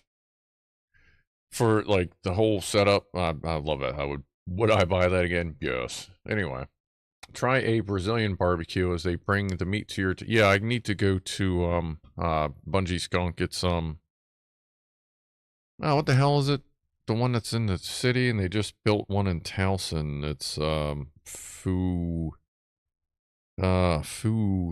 Is it Foo Fa? It's a Brazilian meat joint where like you got green and red. If it's green, they just start piling meat onto your table. Fogo de Chao. There you go. Gassy's got it. Yeah. Yeah, we've had a Fogo de Chao or Fugu or whatever you want to call it in the city for a long time. It was always Fogo de Chao and Ruth Chris. Apparently was like the two holy shit places. Like Ruth Chris was some super fucking steakhouse. I don't even know if they're still around or if it's just name only or whatever. But apparently they just built the Fogo de Chao up in Towson, which is pretty much out of the city. So I may try it one night, but I feel like it's $100 a plate, if not more, which if I ate more at a time, like if I wasn't a person that just ate a lot, or I'm sorry, if that ate very often throughout the day, like I'd enjoy buffets more, but now I gotta like stay there for a long time or just really pack it in to get my money's worth. So I'll have to see. We will have to see.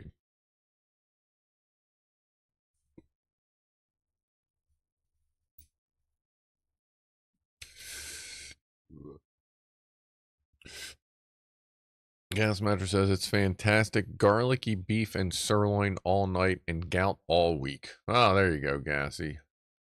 Ah, thank you, Rasher, for 10 euros or 1086 US. Much appreciated. I know very little about cannabis, etc. Just curious, do you ever use edibles instead of smoking, and which do you prefer? Oh, there's something else from Electron Box. Do I ever use edibles?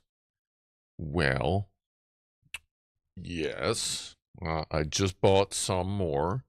As reference, if you would like to confirm the fact that I use edibles, you can go back to the Super Stoner Saturday stream I did on April 20th, where, like, you know how you buy like a gummy and it says this has 40 milligrams of THC in it. It's like not like the gummy's 40 milligrams. It's how much actual THC is in the gummy. And for most people do like 5-10 milligrams and they're good for a couple hours. Well, on 420, I did, was it 2.7 or 3? I don't even remember. Like, it's just because I just kept going. I just had fun. But like somewhere around like 3 grams total of THC, like 3,000 milligrams of THC. I prefer vape, but edibles are good. It gives you a different relief. Sometimes that's good if my back's really hurting. I'll do a bunch of edibles. And kind of whatever works best for you, really. Chippy says, hope you don't mind me promoting another electronics guy. I don't, you can promote whoever you want as long as they're good people. Like, I don't care. That's cool, Chippy. I mean, you can post a link if you want. I mean, I've already had a night or two where we've dedicated just people blasting YouTube channels. That's fine. Like, I'm not like worried about like losing my subscriber base to another channel. It's all good. Zane says he takes edibles when he's not allowed to smoke. Yeah, luckily I don't have to worry about that too much. But if I get into a situation such as that, yeah, I'll end up taking edibles with me.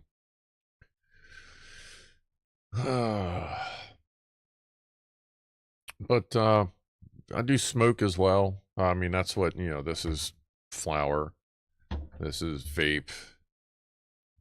That's my dab rig for when it's like you want to get hit by a truck.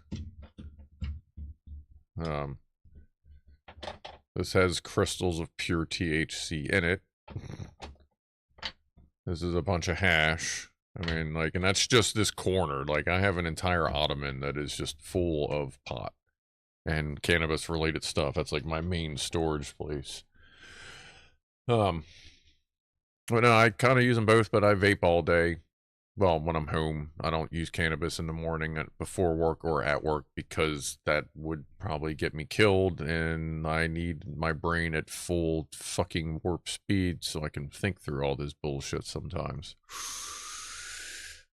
Is the snake boopable? Snakes don't have teeth right now. She has teeth. Oh, yeah, she's bit me before. But yeah, you can boop her. I think I gave her a nose boop when she was out earlier. Hanging out with us. I do that all the time. I'll just hold her and just boop. And we'll just like boop noses. Like she won't go, hey, asshole, and bite you. She'll just bonk. And she'll, that's it. She'll just like lick my nose, basically. Almost like a dog, but weird. Yeah, we actually had her out sitting on my shoulder for a while earlier today. Over 3,000 milligrams, says Chippy. Oh, and Mr. A Cake. Chuck-a-chucks. Chuck-a-chucks? Chuck-a-chucks! Thank you for the 2 pounds. I gotta click that, okay. Gotcha. There we go. Cool Whip. Like, I do that way too much. Like, almost all of my WHs now, if I can slip in a that's just what I do now. That's Seth MacFarlane's fault. That's fine. Because when you speak like that, you can find out. You can find other Family Guy fans pretty easily. Who's the YouTuber who walks around barefoot in the Everglades, grabbing wildlife with the phrase "yoink"? I have seen that person a couple times, but it hasn't been recently. It's been a while. She is poking at your nose, going, "How do you smell?" Pretty much. I would do the thing at her closer, but she may actually think that's food. So you shouldn't do that.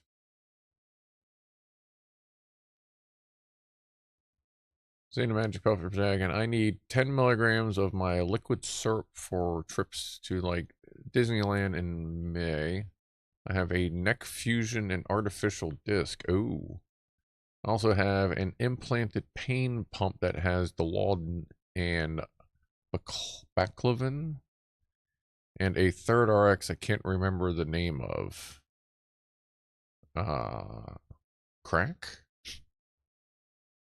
Just put some fresh stuff in there. I don't know. I mean, that might help you feel different.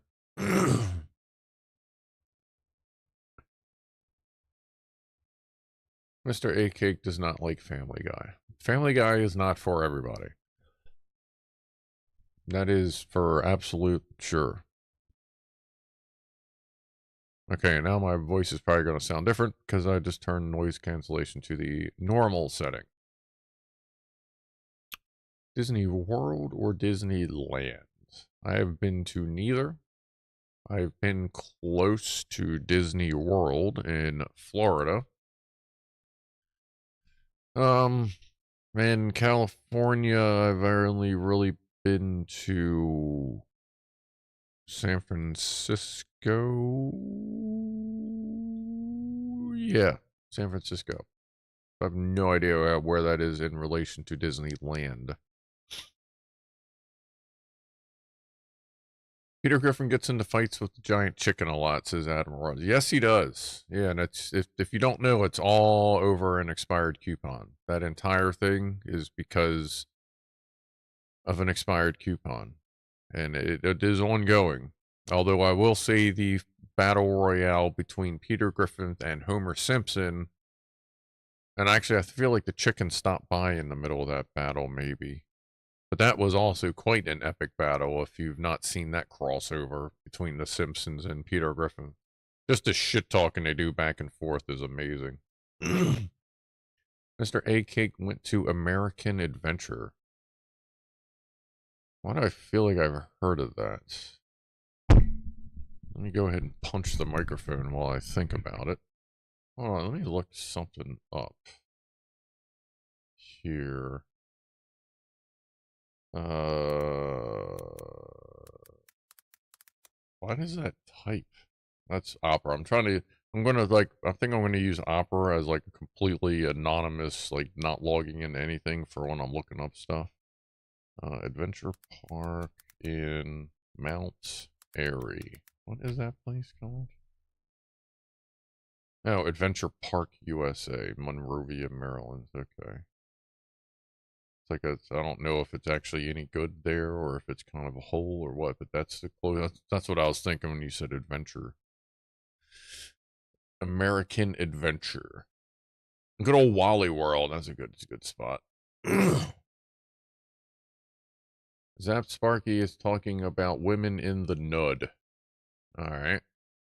Can anyone explain to the rest of the class what the nud is?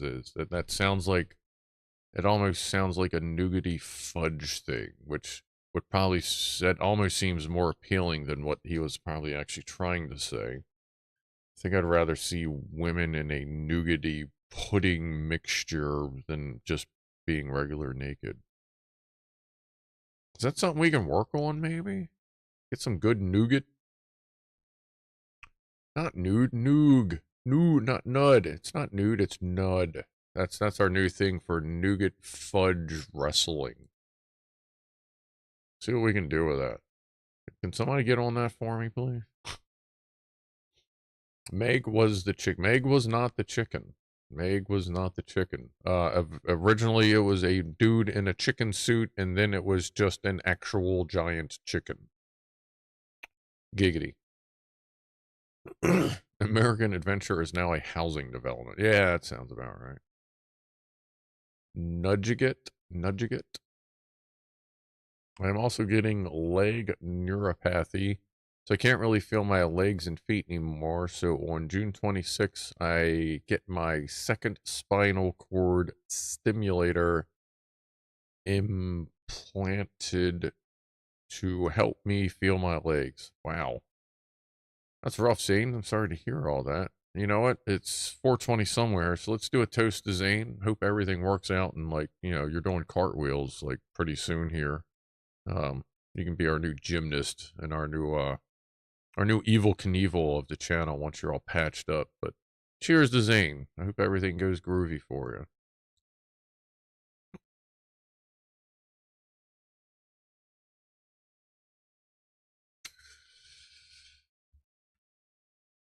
Oh, my neck's been. See, it's one of those interesting things that happens when I use cannabis less. Like, my brain has been decompressing, maybe, it seems. So, like, I haven't needed it as much during, like, the evening. You know, I still use a decent amount, like my normal amount before bed so I can go to sleep and make my brain shut up. But during the day, since I haven't been needing it for my mental shit so much, but now my neck hurts all the time. So it's like, all right, yeah, we're using less because, like, our brain isn't, like, so clogged up with bullshit, but now I hurt more, so now I'm kind of, like, trying to find that balance point that I used to have before my brain went splody pants. Now, anyway. Can Scruff legally use the normal setting? Which normal setting? Like my normal? Yeah, I don't really have much of an. Yeah, my usage just fluctuates. It's been lately. It's been dependent on my mental shit. But now that's kind of. I mean, obviously, it's not like, hey, we're done. Woo! Like, you know, ebbs and flows. But now I've bottomed out. You know, I'm on a drop on my mental stuff, so now I'm got to rebase it on my physical pain. And since my tolerances have changed since the last time I had to base it on physical pain, now I'm sorting all that out. Yeah. Are you talking about Action Park? Oh my God, no, not Jersey. Yeah, God, Action Park. I've watched a lot of, I guess you'd call it documentaries and then various pieces on that. God, I feel like Penguin Zero even covered that shit. Like Moist Critical Charlie, Moist Charlie the Penguin. I feel like he even covered it once or something. But that place was a fucking. That was like just like the Boeing of a fucking amusement parks, Action Park, sponsored by Boeing. Like no shit. That place is a fucking horror show. God. I feel like there's been at least 3 different, like, not just YouTube, but like actual, like, see, no, that doesn't sound right. It's because I'm old. Like, big sponsored documentaries, some on YouTube and some like that were on television that are now on YouTube, but like big budget documentaries. I feel like there's been at least 3 of those.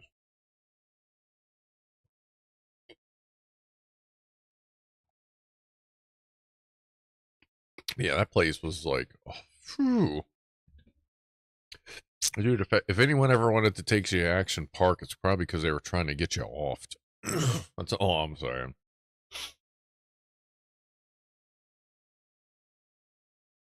In the Johnny Knoxville movie, Action Park, decent. Oh yeah, let's see, weren't they like over there or something on?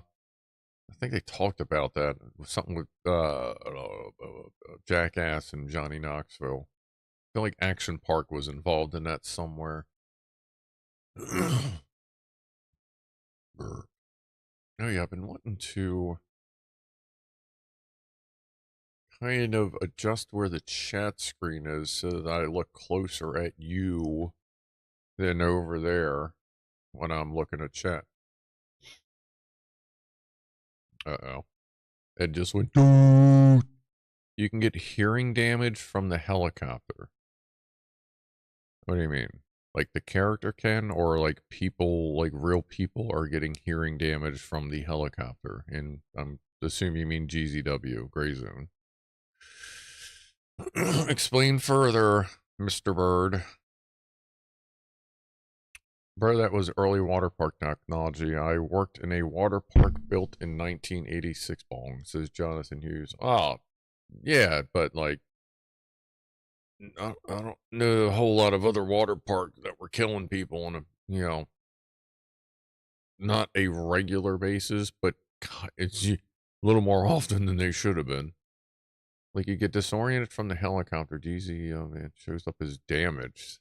A neat sound effect. Is this something coming, or is like they introduce another patch? So that means if you're not rolling with headphones and once it flies away, you're like all derpy. That's fine. We always have headphones on anyway, but Action Point was based on Action Park. Yeah, that was a movie, wasn't it? Something like that. I feel like I know there has been at least one like movie on it. Just happened to me going back to get my body, no headphones on. All right. I'll look into that and I'll experiment. So wear headphones if you're playing Gray Zone. I guess keep your headphones on, some sort of headphones, and even if you got the yellows, until the helicopter goes away. Then if you're wearing yellows, take the damn things off so you can hear people yelling at you, calling you a mother French toaster, and you're an asshole. And hey, buddy, just come out with your hands up. We just want to talk. Yeah.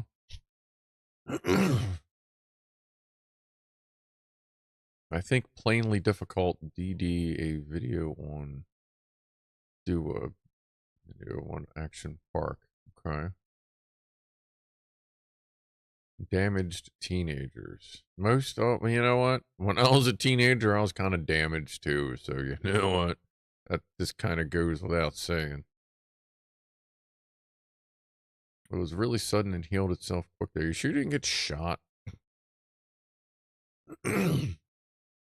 Clash Action Park was the documentary I saw. I think I've seen that one. What's up, Uncle Duncan Shack? How's it going? Yeah, Gassy posted a link. Class Action Park.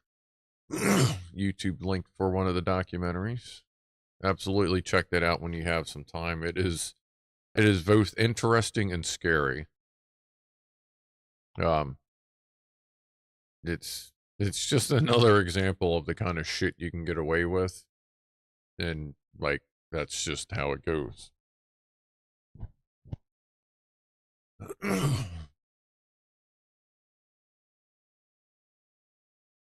Wild Rivers Water Park, DBA, doing business as the Splash in California, built by the same people. Oh, all right. Huh. That's funny. I remember DBA.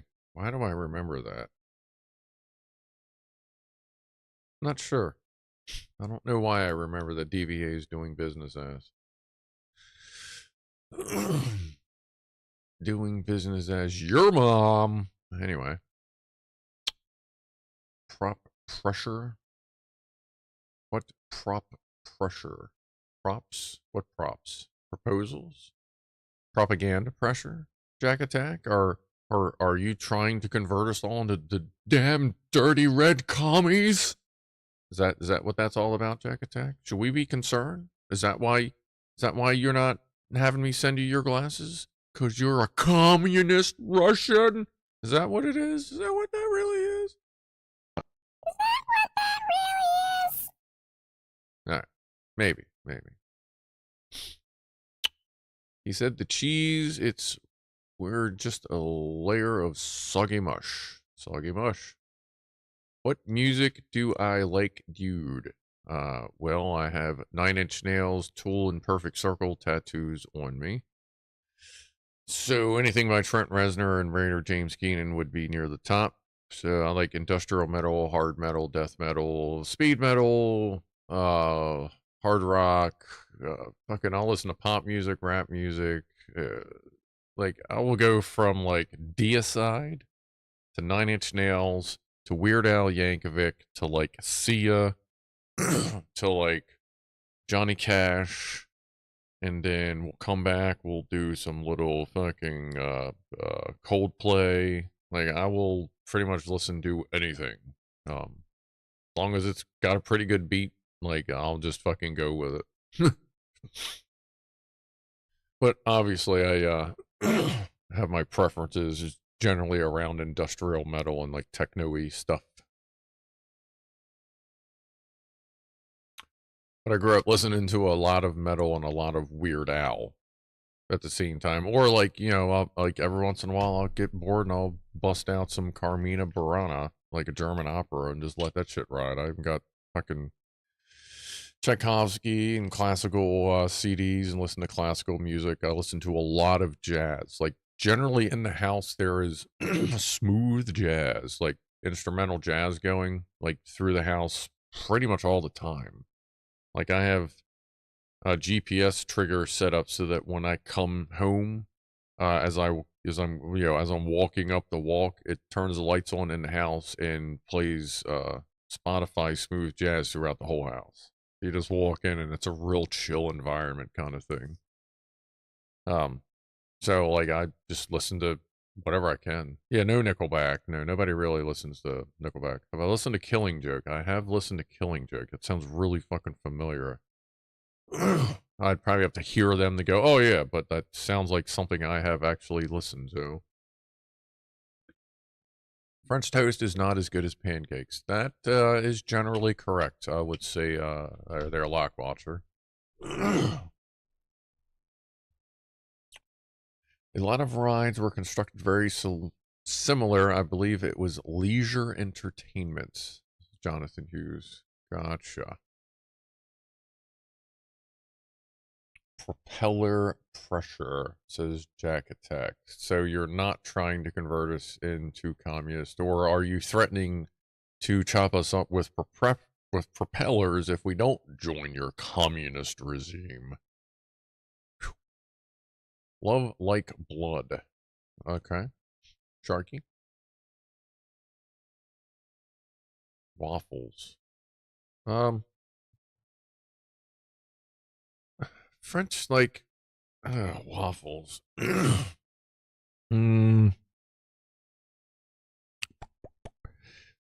kind of depends on the mood, because waffles got that crisp to them that pancakes don't necessarily have.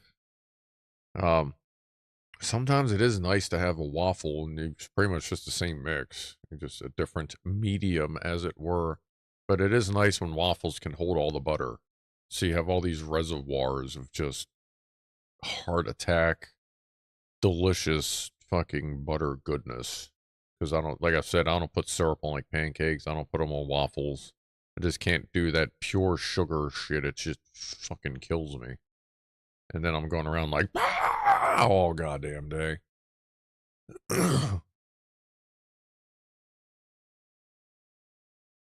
Love like, oh, love like, I got you. Hold on. Let me look that up. Love like blood. Killing joke. Love like blood. Can we get a video? There's one.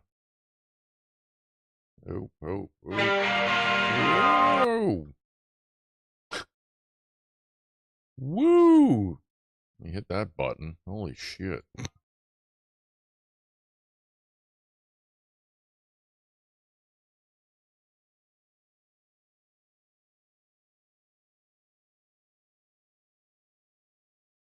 I have heard that, but that's not what I thought it was. They're not who I thought they were, but I have heard that song. Yeah, it's alright.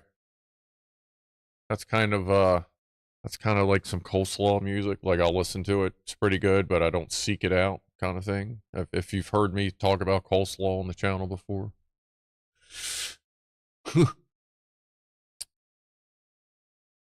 I don't know what I was thinking that was, but I thought it was something a lot heavier. Waffles can be very special, says Rifle Man. Can you describe your? Oh wait, the waffle. There we go. The waffle mix can be customized with extra eggs, hence similar to Eggo waffles. Very rich and very nutritious. Kind of fucking sound like douche nozzle, fucking orange boy. Very nutritious. I've been having weird things of like suspicious that shush thing lately. I don't know if that's because of my tooth coming out. I suspect that may have something to do with it. Although the broken chip is finally dull on that. That's always nice. Redneck Atheist, Slayer, Raining Blood. Yes, I can actually play most of Raining Blood on guitar, or I could at least about 20 years ago. Fucking Tom Araya, Kerry King, holy shit, Dave Bustoff, and Kerry King, and oh my god, why can't I remember the other guitarist? But yeah, I fucking love Slayer. I've been listening to Slayer. I did not want to learn another song until I learned how to play South of Heaven. Then I started to learn other songs. After I learned how to play South of Heaven. I love Slayer. I was supposed to get a tattoo on my back with the Nine Inch Nails, the Tool, and the Perfect Circle stuff, but it just got old and it hurt. So, hey, what's up, Sausage Girl? We actually had her out earlier today, chilling on my shoulder. Just no blue waffles. Yeah, no blue waffles. Blueberry waffles, okay. Blue waffles, not okay. No blue waffles.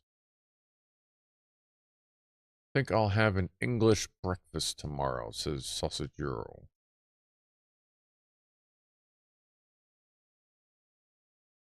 Am I saying that right? I feel like I might be fucking that up. I don't know. Is it real butter or factory synthetic sheet? Sometimes it's real butter rasher. Sometimes it's country crock margarine, which is synthetic-ish stuff. All depends on the day. And if I need like a good garlic butter, I have a what's called a magic butter machine. It's basically made for, as they say, add your butter and your, oh, what do they call it? What is magic? Botanicals. Yes. Like if you want to make coconut extract or you want to make a special butter, they tell you how much of your botanicals you need to add, and this is in various recipes. But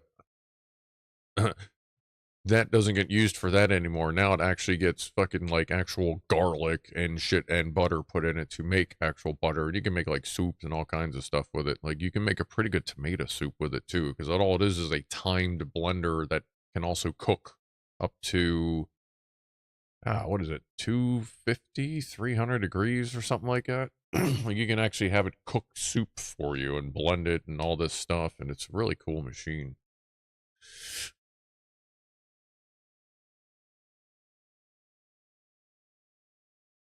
Talkie toaster.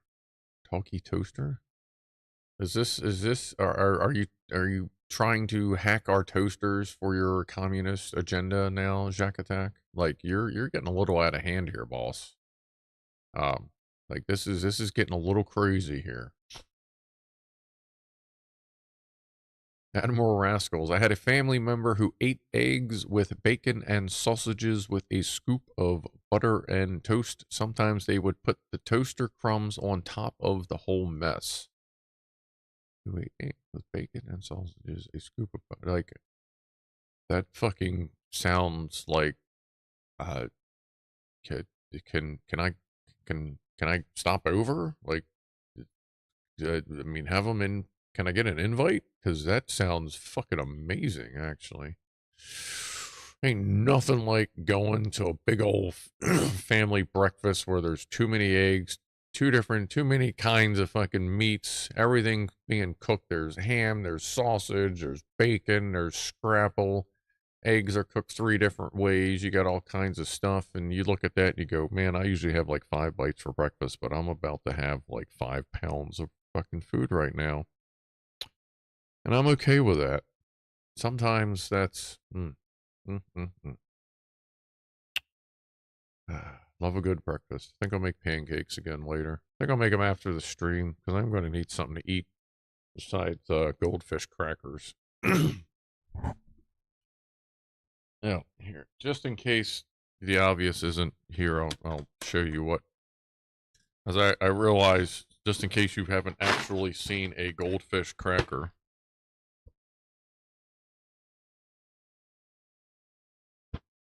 That's a goldfish cracker. Now, let me see if I can find a proper... Oh, there's one. Okay. Now, a proper goldfish cracker will actually still have a little smile and an eyeball, because he's a happy goldfish. Like, that is what they should actually have on them. Aw, that fell on the floor. And that looks weird.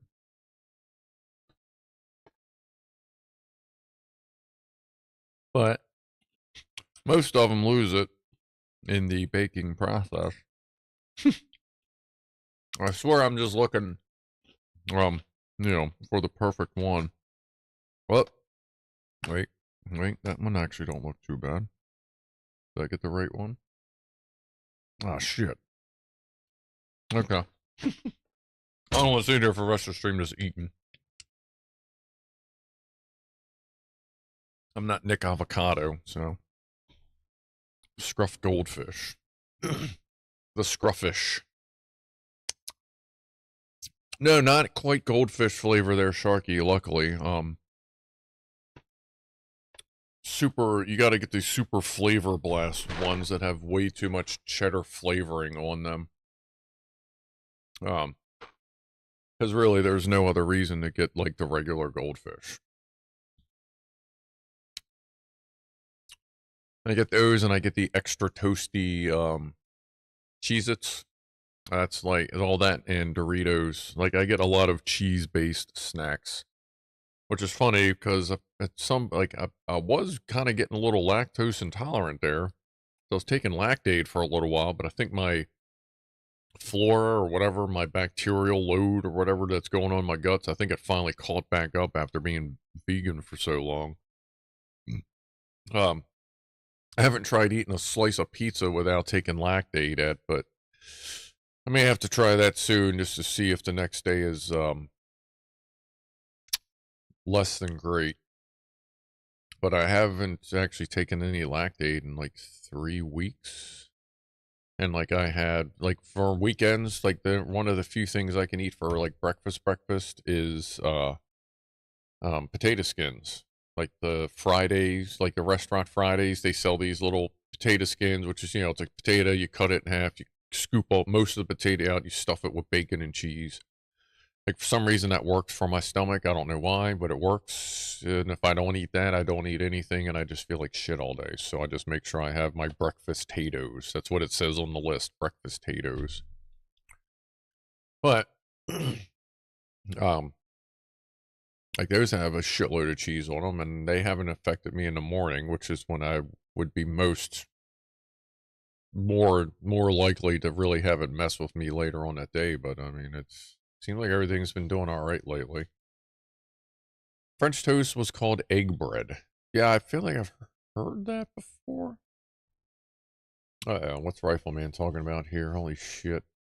American breakfast. Eggs, steak, bacon, sausage, grits, hash browns, biscuits with sausage gravy, oatmeal, and French toast or pancakes and waffles. Designed for farmers plowing with horses. That sounds fucking amazing. I love making biscuits and gravy. Add a little bit of hot sauce in there. Actually add a little bit of coffee for flavorings. Really seems to actually help. All kinds of different stuff. And then I'll do like whatever, either biscuits, either like,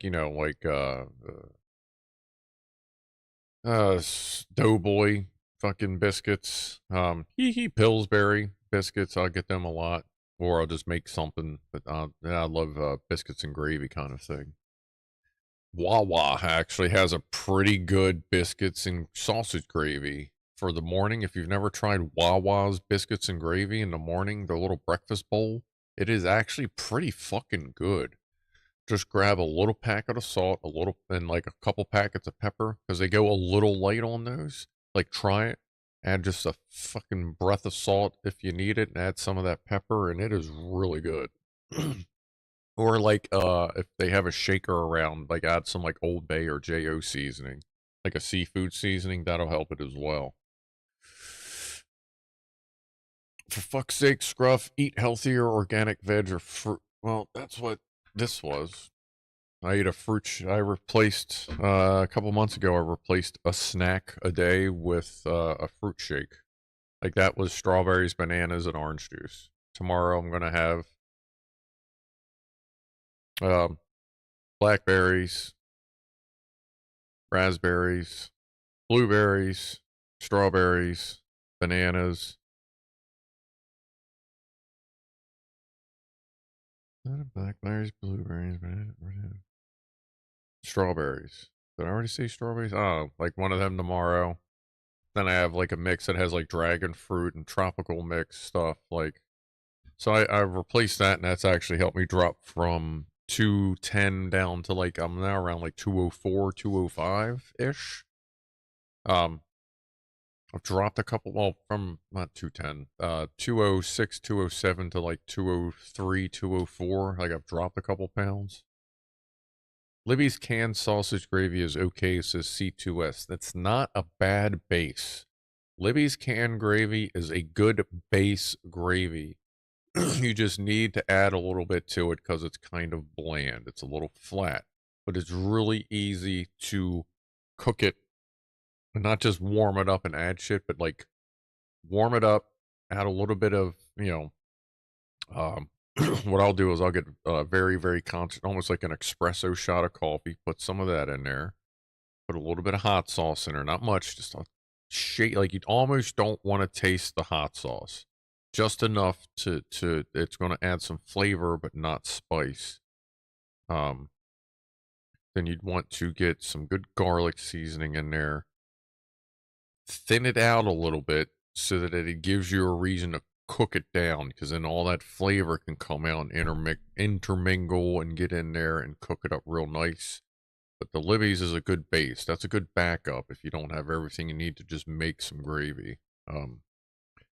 You just got to cook it. Don't just warm it up, but cook it. Slow cook it. Let those flavors mingle as you add stuff to it, and then just taste test it a little bit.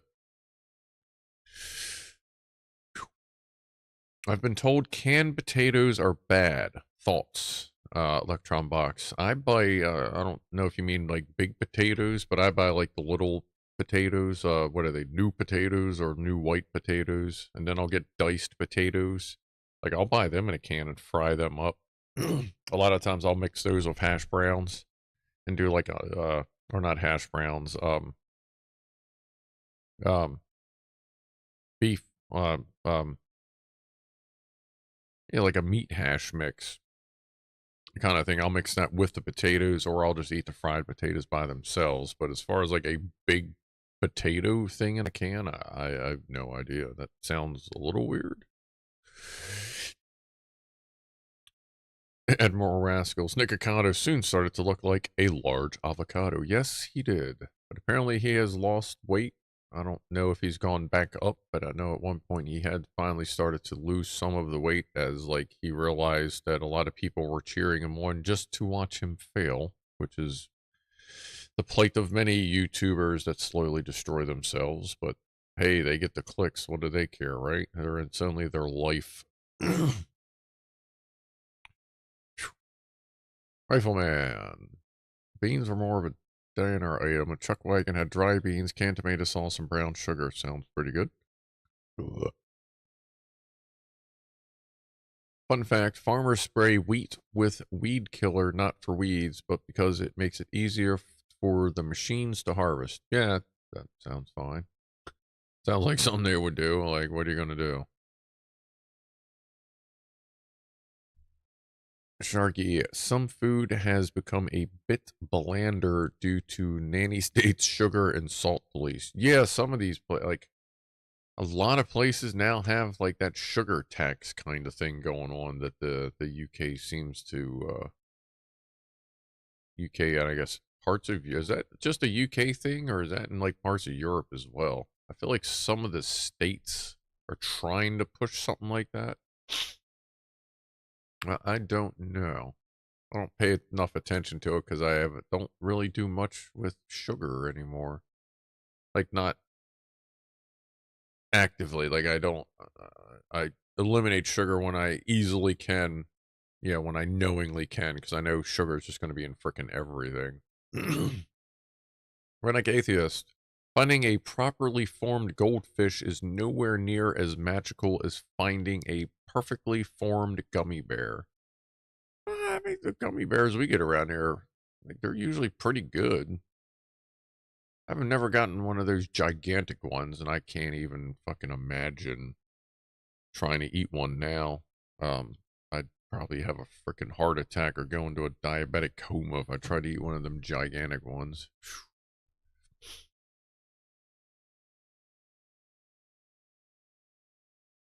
I don't do a whole lot of, like, tomorrow I'm probably gonna, like, I've had some shredded steak, like, you get, like, the beef,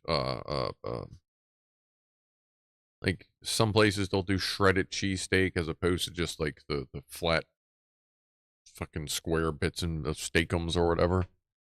I've had a tray of shredded steak sitting in there for a little bit, and I'm in the freezer. I'm like, I gotta do something with that, so I'm probably gonna see if I can make just to add a bunch of shit into a bunch of shit fucking meal tomorrow. If I do that, I'll record it for cooking with Scruff. But I have to see if I even have enough ingredients to do that. I think I do. If I do, yeah, I'll show you what I do when I just need to mix a bunch of shit together to make something cool.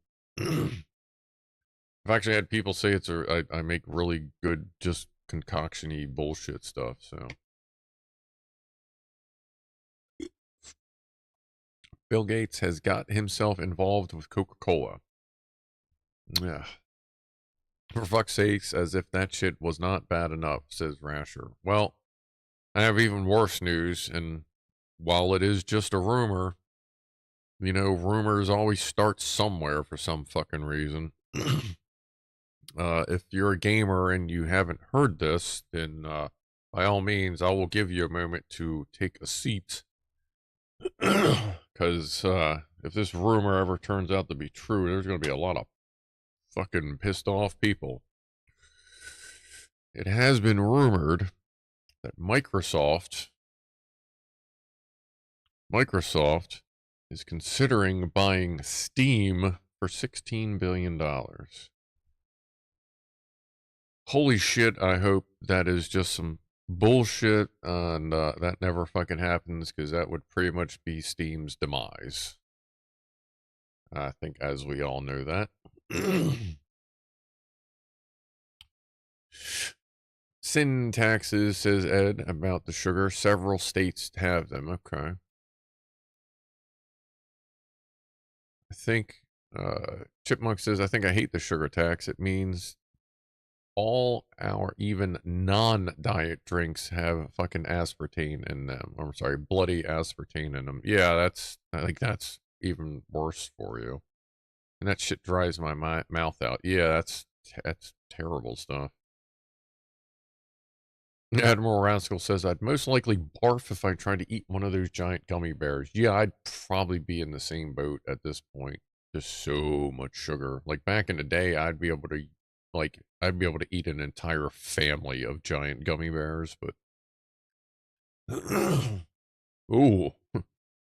Pinky's saying the last time they had gummy bears, they almost had some incidences with their bowels a few hours later. That's not great. I've heard some people get like that with some of the gummy bears, though. I don't know what that is.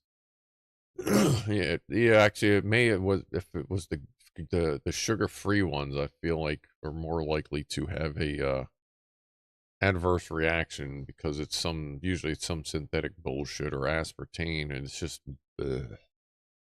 Blah.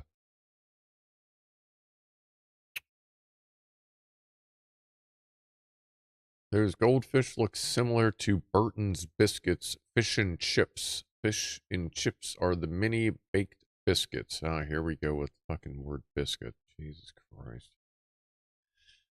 That's not a biscuit. It's a cracker. God, like, you people are so like, you have no idea what a biscuit is, do you? It is a savory thing that you punch microphones with, and then you put butter on it and you eat it with dinner. You have motherfucking steak, mashed potatoes and gravy, and a biscuit with butter. When the fucking gravy's there, you dip it in the gravy and you eat it. That is what you do. Occasionally you may put jelly on there with it and have it in the morning, or possibly as a side for lunch. This isn't a biscuit. Things with chocolate chips aren't biscuits. Biscuit heads. I'm not looking them up. No. I refuse to look them up, because if it says biscuit and it's a cracker, then I'm going to throw this bottle of Gatorade at them, and I'm going to hit them all the way from here. Oh my God, it's a scone. It's a biscuit. And yes, I'm pretty sure I remember that actually being called a scone. I don't know where you guys got that name from. Like, y'all just got it twisted up. Jelly is a fruit-flavored dessert. Jelly, jam, preserves. You put that on one of those in the morning with the butter. And that is also a sweet and savory treat. My God, I really need to get around to doing a biscuit versus cookie, and apparently versus fucking cracker video now. You people. Like, considering you call yourselves the English, you'd think you'd know how to speak it. You know what I mean? Like, can you get back on the ball with that a little bit? A fruit scone. I guess so. Yeah. They are very versatile. You just put a lot of butter on them, and then you either eat them like that, or you put gravy on them, or you put a little jelly on them, depending on what you're having with it. You can even make little sandwiches out of them. Like, they're great.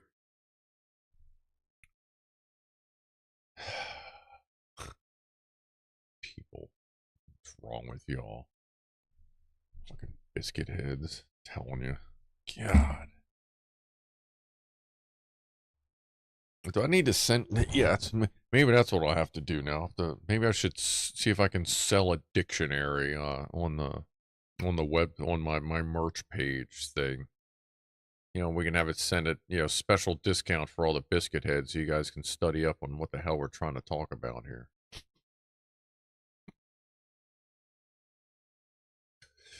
Sharky, it's a transatlantic thing. Like, we wear pants under our trousers. Get over it. No. See, our way's cooler.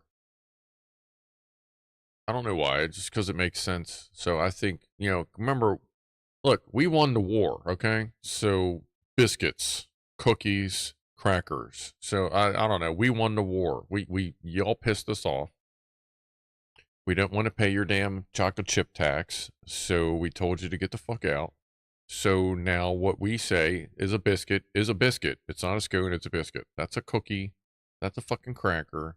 That's a cracker. I got some cookie mix in there. I also have brownie mix. Like, do you at least call brownies brownie? How about that? How about brownies? Do you know what a fucking brownie is? Does that compute? Has the brownie crossed the Atlantic yet? Can you tell me about that? Do you know what a goddamn brownie is? Oh, 8 o'clock toot toot. Think about that. I'm gonna have a goddamn toot. Cheers to brownies. Yes, you have brownies. Okay.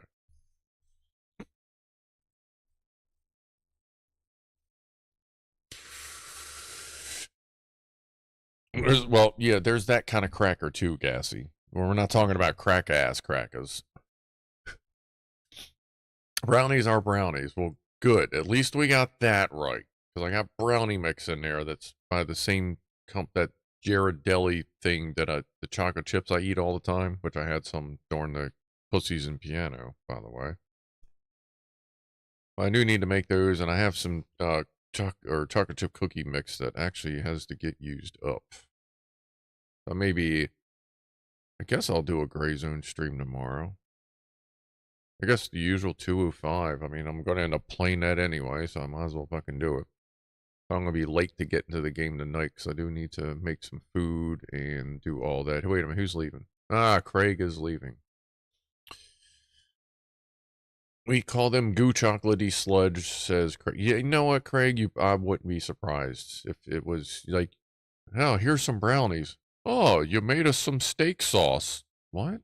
No, it's a brownie. No, we call that steak sauce over here. Like, I wouldn't be surprised. You know what I mean? Like, just saying.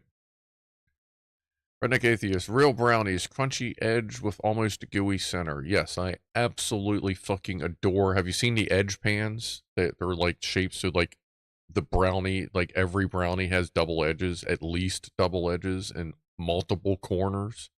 Love that shit. I always, whatever they recommend to cook it, I always give it an extra 5 to 10 so that the edges are kind of tough and almost got that crisp crunch to them, and then the insides are almost raw. Fucking love that shit. All right. Everything is steak sauce, including bullets. That's anyway. Because everything is A1.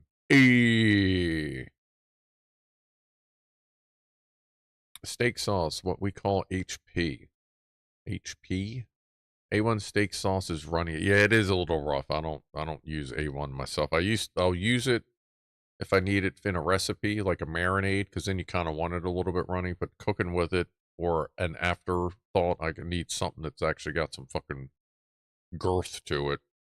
Now if you get the A1 thick and hearty, that's pretty good, but there are like other sauces out there I experiment, but they need to be like super fucking thick. House of Parliament. Okay.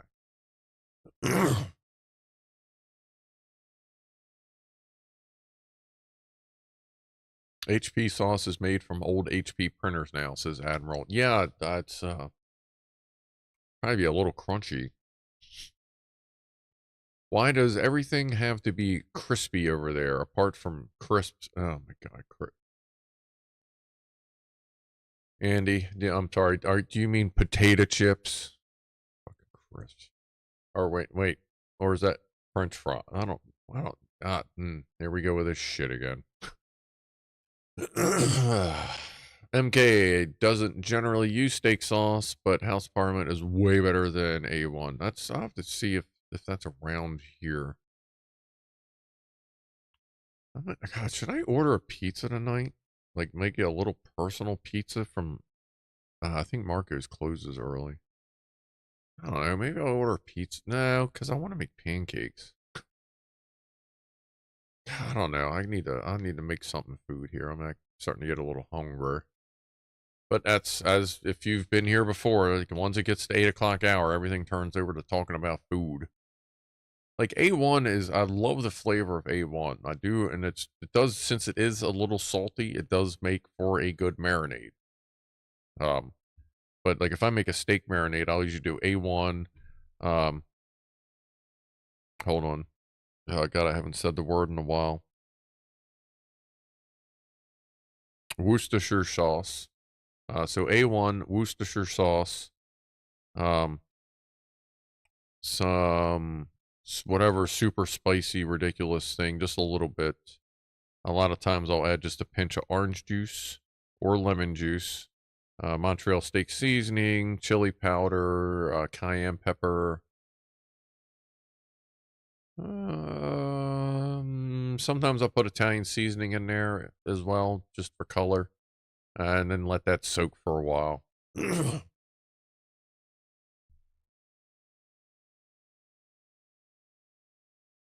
Strawberry pancakes, I'm coming. For if it's strawberry. I don't have any well, actually, no, I do have strawberries here. I could do like a mixed berry pancake if I really wanted to, but I'm not real big on the fruit pancakes. Thank you, Chippy. I've been Worcester. I've more like Worcester. See, Rob had said it was closer to Rooster. Maybe that's more of a thing when you're over there. Worcester or Worcester.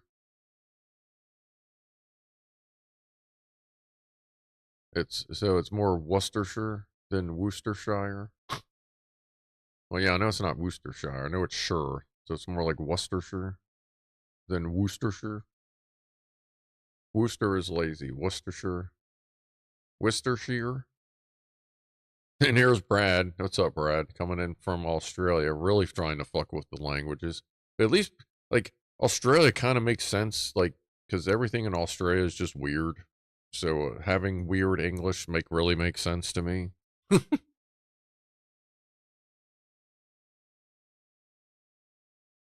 Boink likes Fruiton crepes. Crepes. Is it it's crepes, right? It is crepes. I haven't. God, I think the last time I actually had crepes. God, I can't remember. I feel like we tried making them here once, or maybe something there, or. Huh. Wuss is correct. So Worcestershire. Okay. Worcestershire, I'll try to keep that filed in and delete Worcestershire. Worcestershire. All right. If we live more than 30 miles apart, we will pronounce Worcestershire differently, says Andy. Yeah, that seems to actually I feel like one night me, Mouse, Rob, Lori, maybe Asmo, a couple other people were talking about the fact that, like, yeah, over in the UK, like, up to 10 miles, like, roughly 10 miles, everything changes. Like, half the shit you say is different, the accent's different words. But it's all close enough. But there's a lot of variation over there. Yeah, crepes are fine, but they're just thin. Like, if I'm going to eat something, like nowadays, I try to make my pancakes the consistency so that they just fluff up real big instead of like staying so dense. Because if they fluff up, they absorb butter a lot easier. Keep that in mind. Toaster is pronounced toaster. Yeah, actually, toaster. Yeah, actually, I guess that would be toaster. I've somehow I remember y'all educating me, like the CE is usually like kind of silent in all that, which is just weird. I'm sure it has something to do with someone eating too many cookies. Rifleman says, as long as it's 3 syllables, I don't care. Well, yeah, there you go. That's true. Everyone knows it's wash your sister. Wash your sister. That's one way to put it.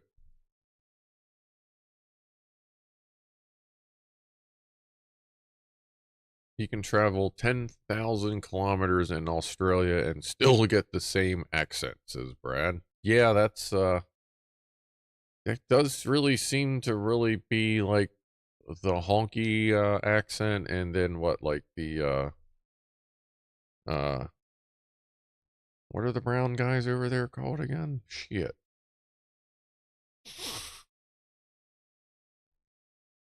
The native, do they call them natives over there, or is there something different? I always, I've actually spoken about them in a while. Like they haven't crossed my brain in a while. I can't remember. The Aboriginals. Okay, yeah. Aboriginals. Yes. Okay. Yeah, it seems like there's over 300 Aboriginal. Oh my god. And then one honky language. That's great. Boy, aren't we the diversified ones. And then you got that island out there, and what is it, the South Pacific Indian Oceanist, with all those natives that every time someone goes to talk to them, they just kill them and eat them.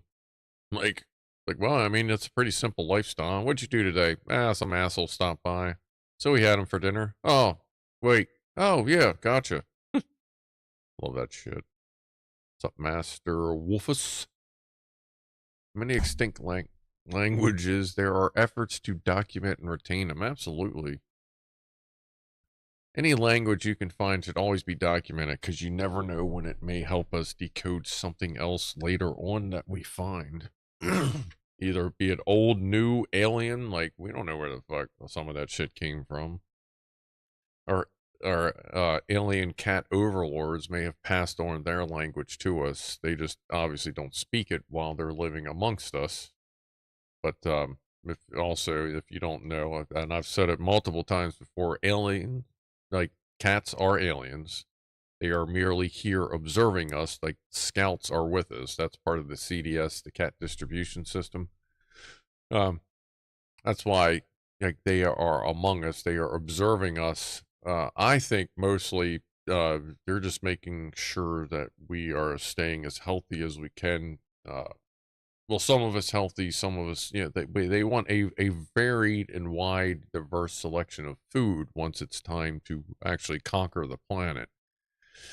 So I feel like that's mostly what it is, and I think one of the side missions is also just to develop better litter boxes. So I really feel that once we develop the perfect litter boxes, our cat overlords will turn on us and consume us, and we'll be invaded by aliens, but they won't be aliens. It'll just be a bunch of cute ass ships landing and all these fuzzy, fluffy kittens coming out, and everyone going, oh, and then they just eat us all, and they slaughter the entire population of Earth, and they take the litter box creation with them. And like, I really feel that that may be one of their side goals.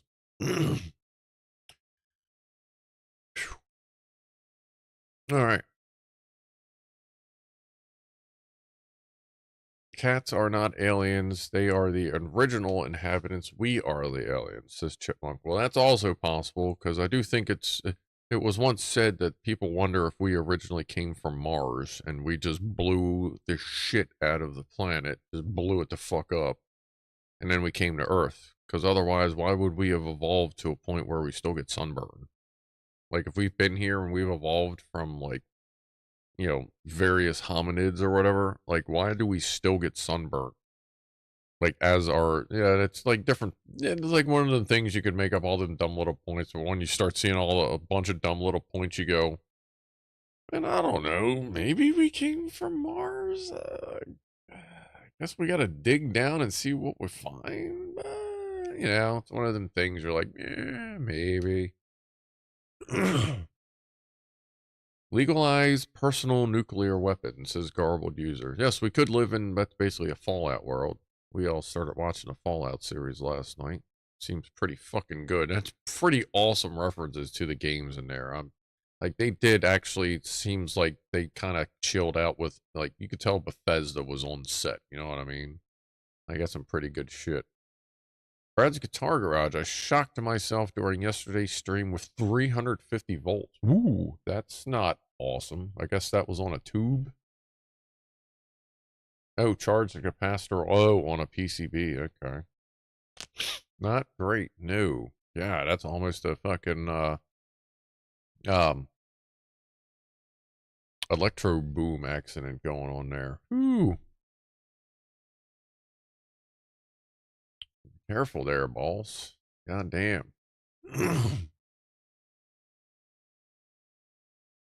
It says we were resistant to sunburn and other elementals, but then we evolved our tools and equipment.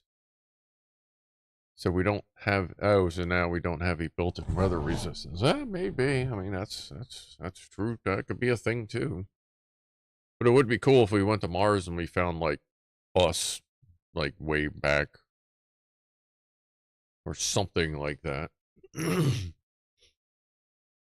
Or if we, like, you know, go to fucking Jupiter and it turns out it's all just a special thing around, like, the perfect planet. Bunch of people that all just, like, turns out Jupiter's just a gigantic fucking cannabis cloud of smoke and there's just an entire civilization of stoners underneath that all live happily and stoned and eat Doritos and somehow have everything super healthy and chocolate bars and cookies and fucking scones with jelly or whatever the biscuit is. But anyway, that'd be a lot of pot smoke, wouldn't it? It's a big ass planet. Well, I guess I do find it interesting that that is a planet. It is a it's just a gas sphere. Yup, it's a planet. All right. Anyway. TJ says, if I listen to audiobooks, I recommend the Expeditionary Force series. I do not listen to audiobooks, actually. But if I do, I will try to remember that. And if I do, I'm sure I will tell y'all about it. And then you remind me again? No, I've never really gotten into listening to audiobooks. I don't know why. Probably because I'd rather just read them. But then I haven't really been reading a whole lot of books besides goddamn service manuals and training manuals lately, so it's just kind of deal. I don't know why I'm sitting here with my arms crossed so much tonight.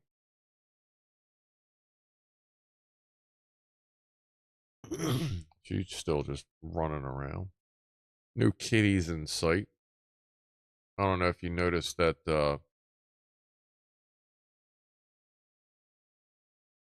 Beefcake over there was partying last night, hence the cone on the head.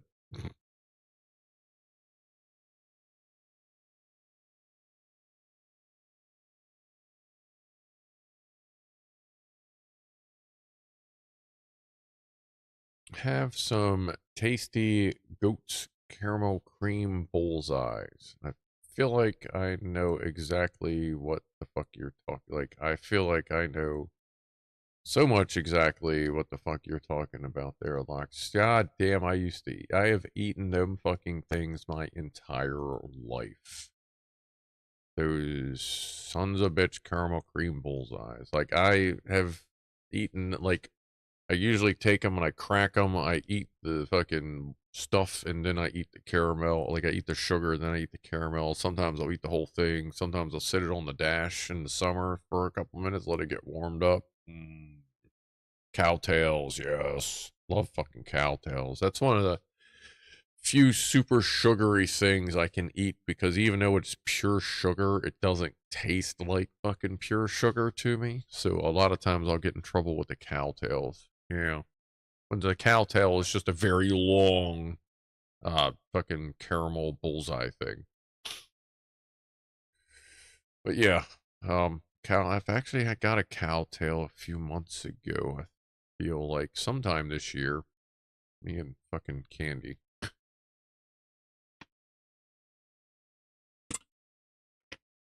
I don't know. What am I gonna do for dinner? No, I did buy potatoes, but I don't feel like making baked potato tonight. Maybe I'll just do a pancake and a gnat. How the fuck did a gnat get in here? I must have came in after one of my smoke breaks.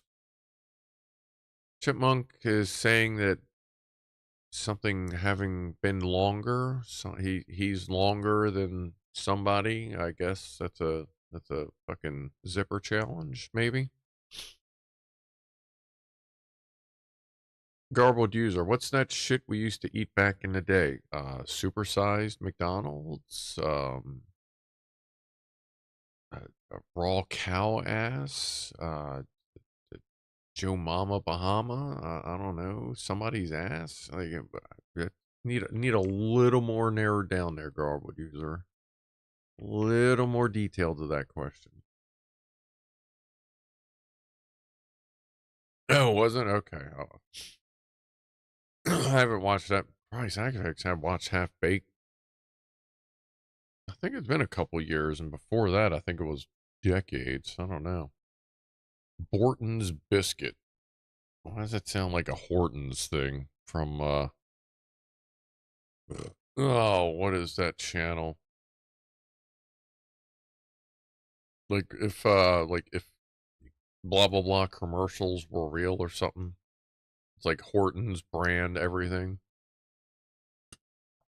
I feel like that was one of those many spin-offs of that comedy YouTube channel that kind of shit the bed. Ryan Macbeth published the first recipe for bachelor chow. He is a very brave man. Yeah, bachelor, that's just like throw a bunch of shit together, see what happens, and it always turns out fucking awesome. May do that tomorrow. Gruel. What was that? I used to make a really good, oh, what is that Cajun rice? Fuck, what is it with the Cajun? Jambalaya. Oh, I actually have a recipe. It's called Scruffalaya. It's my version of like a jambalaya type recipe. I gotta fucking find that because that shit was the fucking bomb, man. That shit tasted awesome. Think I still may have that in a box somewhere. Good old Scruffalaya. God, that was fucking, it was Cajun-y flavored rice. Super, like, so not super spicy, but like cayenne and chili pepper ground beef, spinach, broccoli. Oh, I can't remember all of it. I haven't made that in probably 10 fucking years. It's good old Scruffalaya, man. That was a lot of people like that recipe. God, I gotta make that again. I think my recipe box is on top of the refrigerator. TJ, my college and roommate. Wait. My college roommate and I would have saffron yellow rice, have that pretty good, and canned chili and call it bachelor chow. Yeah, like saffron yellow rice. That's actually had that a couple years ago.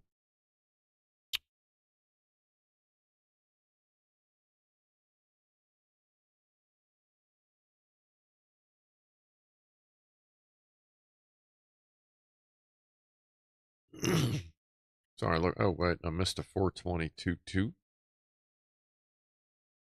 Cheers, everybody. A little late 420.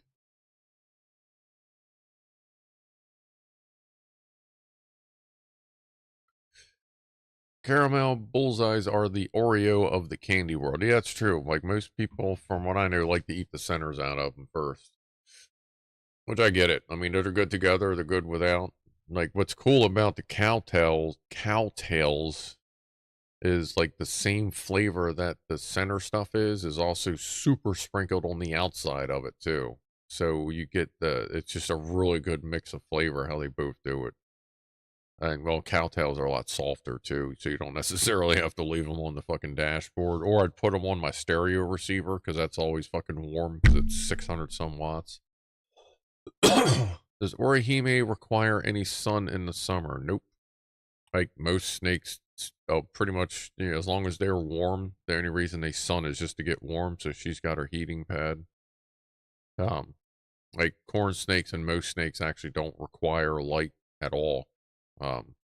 Not all of them. I'm sure some of them do, but like corn snakes don't require light, just regular light. Like, if the windows, curtains are open, or, the lights are always on in here anyway, during the day, especially if I'm home. Even if I'm not in here, I usually leave the light on because it's one of those lights that's nice to leave on when you're transitioning from room to room.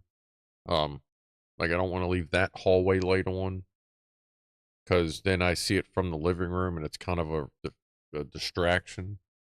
But if I leave this light on, as soon as I get up and come around, light from this room gets just enough into the hallway, and then I can get into the kitchen. And it's nice. I mean, it's nice to walk by and see like this cool shit I fucking all built all by hand myself.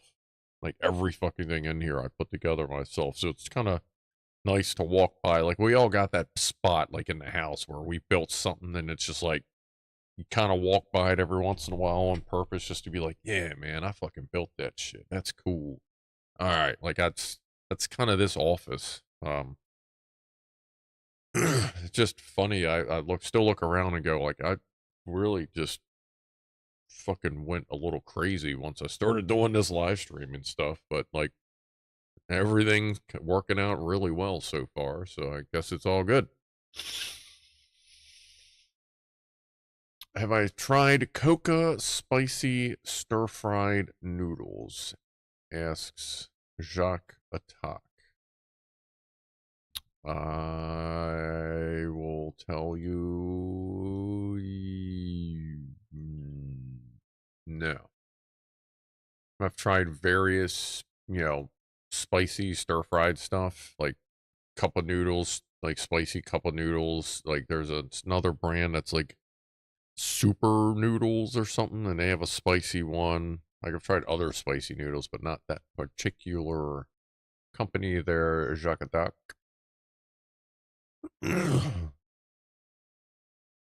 Rasher, been nice on air. Gonna listen to music. Good night, Rasher. If you're still here, appreciate you hanging out. And a chillin for cocoa spicy stir fried cocoa spicy stir. Is that like chocolatey spicy? You make spicy stir fried noodles and then put a nice chocolate sauce over them. That actually might not be too bad. Try the coca. If I see them, I will remember to buy them. That's an easy enough one to remember. I appreciate the recommendation.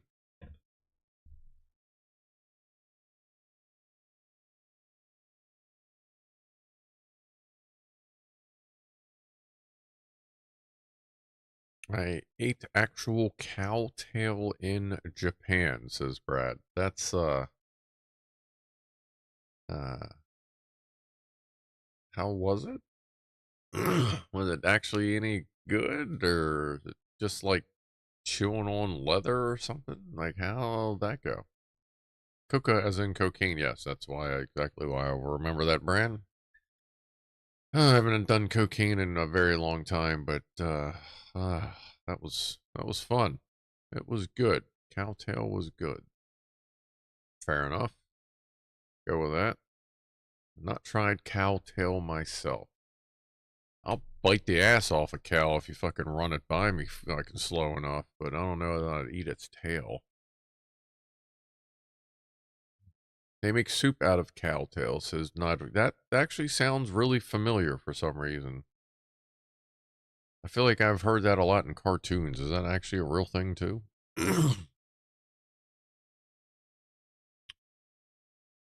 Let's see. I am going to say let's go for, I don't know, another 12-ish minutes. And then we'll get ready to, I think one of the cats just, like, farted. Sounded like somebody just farted out there. She's just running around. She's doing her thing. She was out earlier, hanging with us. Oxtail soup. Why does oxtail soup sound familiar too? I feel like I got another message. Oh yeah, there's another electron box thing. Yeah. Food, sneak food, sneak food. Ah, here's another electron box kitty photo. I don't know why this doesn't take you to like the latest photo. Something that. There we go. There's another electron box kitty photo. I like the black and white photos. Those are cool. I gotta try to get more cat shorts up. I've been putting like cat shorts up occasionally lately. I've been trying to do that a little bit more often, like with the outdoor cats. Like I got one with the dude and one with Gray, or two with dude and one with Gray Buddy. A couple with the cats in the house. Have ever had cow tongue? Yes, I've had cow tongue. No, I'd prefer never to have cow tongue again, Redneck Atheist. That was just... this... It wasn't horrible, it just was not good. That's... yeah, I don't... Yeah, yeah. Your cats wear short, yes. Yes, Brad, my cats, generally when I'm not here, they have business attire. During the week when I'm at work, apparently. I think they may work with the CDS system and they have to dress up a little bit. They have a lot of Zoom calls they do during the day. Leo sometimes run out to the store. I think she borrows one of the neighbors' cars. Like, I don't even know if they know she uses it. I think she just is a cat burglar on the side or something like that. It's really odd, but you know, they wear shorts, business suits, funny hats sometimes, usually when I'm not around, because, you know, they can't, I'm not supposed to know that they're an alien race and they're controlling us and yada yada. But, yeah. Kidney, it's what's for dinner. Yeah, liver. I used to have to eat liver a lot when I was a kid. That was not great. Ugh. It's 8:30. Let's do a, if you have a shot glass and it's empty, I'll give you a moment to remedy that situation, and then we're going to do something very specifically with that shot glass, and it does not involve your butt. I can promise you that. Brad has typed in odd symbols. Looks like Japanese, I guess. Was Japanese, is that considered kanji as well? Or is that a Chinese thing? Do you actually know what you're typing, or are you just looking at pretty symbols, Brad? Nah, C2S. Nah, it's when that lawyer said, "I promise I'm not a cat," like, I think he was a cat. I really do think that was a cat, and he just blew his cover, and he had to act like there was a filter on that Zoom call, when in reality, he was a cat. Liver was the worst meat ever. It's like eating old boots, says Admiral Rascals. That is it. Like, my parents used to always make me eat that shit when I was younger, and I got to the point where I was, and it was only, that was the only thing I was ever specific on. I was like, look, if you make liver, I need to have a shitload of fried onions to put on top of it, and I absolutely need to have mashed potatoes and gravy. Because I would just put the mashed potatoes and the gravy on top of it with a shitload of fried onions, because I love onions, whether they're fried, caramelized, whatever. Give me a lot of onions, put that on top of the liver, and then I would eat it, just to everything, just to hide it. But that worked. Like, it was soft. It wasn't tough. Like, it was soft. It was how liver should be, but it was just fucking gross. Whew. Yeah. Wasn't a big fan of liver.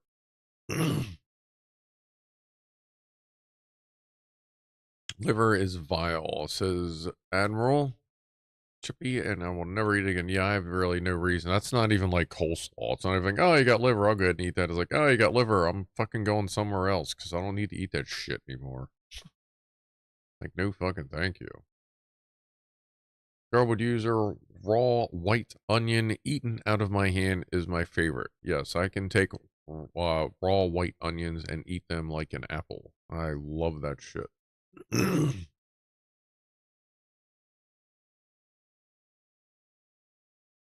Apparently, Chipmunk's keyboard, did it switch over to UK layout? Like, is there some different layout? And, like, is this another cookie thing? Like, you can't even use the same fucking keyboard as us or something? Chipmunk? Oh my god, you have different goddamn keyboards too? Jesus fucking Christ. Ugh. Oh god, I ain't got time for this shit. Shift 2 became quote marks. Well, that's weird. Like big key and all.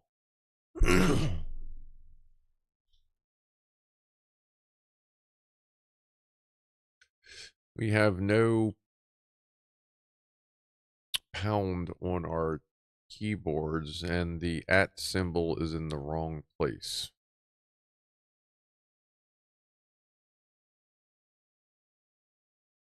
Or we do have? Well, we have no pound. Okay.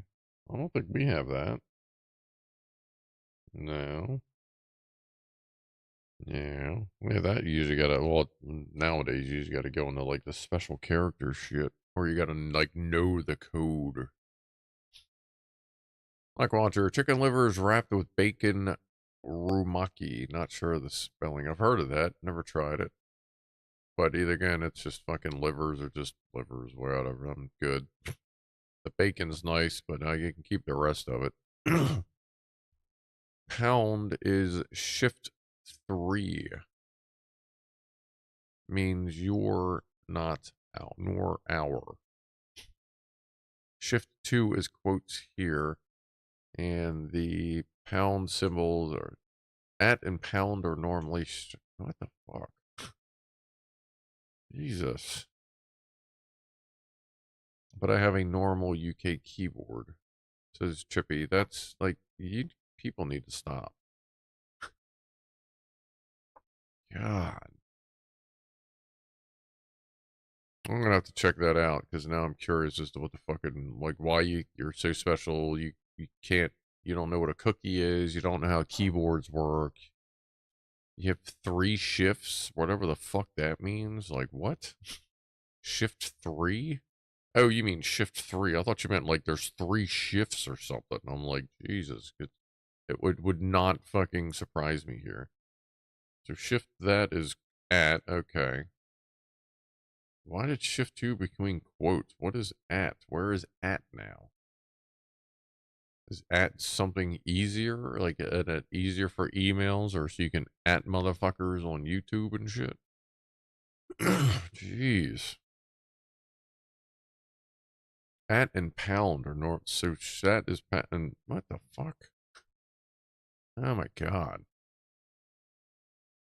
I used to use the Dvorak or Vorak or Dorak, whatever you call that. I used to use that when I had my Apple IIc Plus. It had this button right there. I went, cool. I want to be different. And I was typing really fast with that method.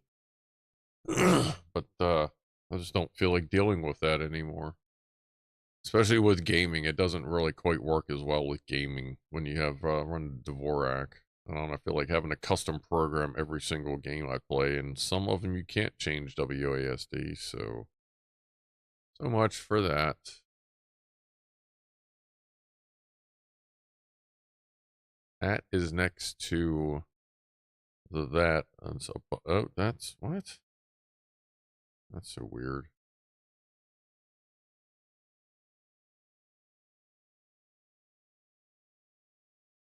Chippy says it just reads scan codes. I thought that said scones at first. When I first looked up, I'm like, here we go. Alright. Oh yeah, I forgot. Yeah, I guess everybody's got their shit full. Yeah, let's take that shot, take that puff if you haven't already, because you just didn't feel like waiting. So, yeah. Everybody take a shot, take a puff, take whatever, like take a sip of coffee if you got it. You know, take a sip of water, stay hydrated. Everybody put something in your mouth. Cheers.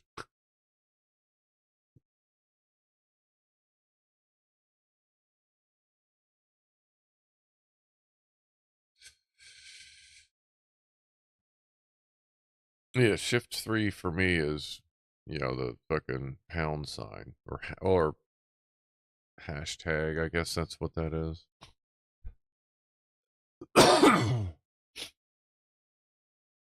Oh, the keyboard says that, but the computer says that, says Chipmunk. Ah. So you're just confusing everything. That's good. That's good. You don't even know what the fuck's going on over there. See, that's how you know. Like, it just works over here. Your computer has no idea what's going on now. You touch type? Yeah, I do a mixture of touch type and just typing away.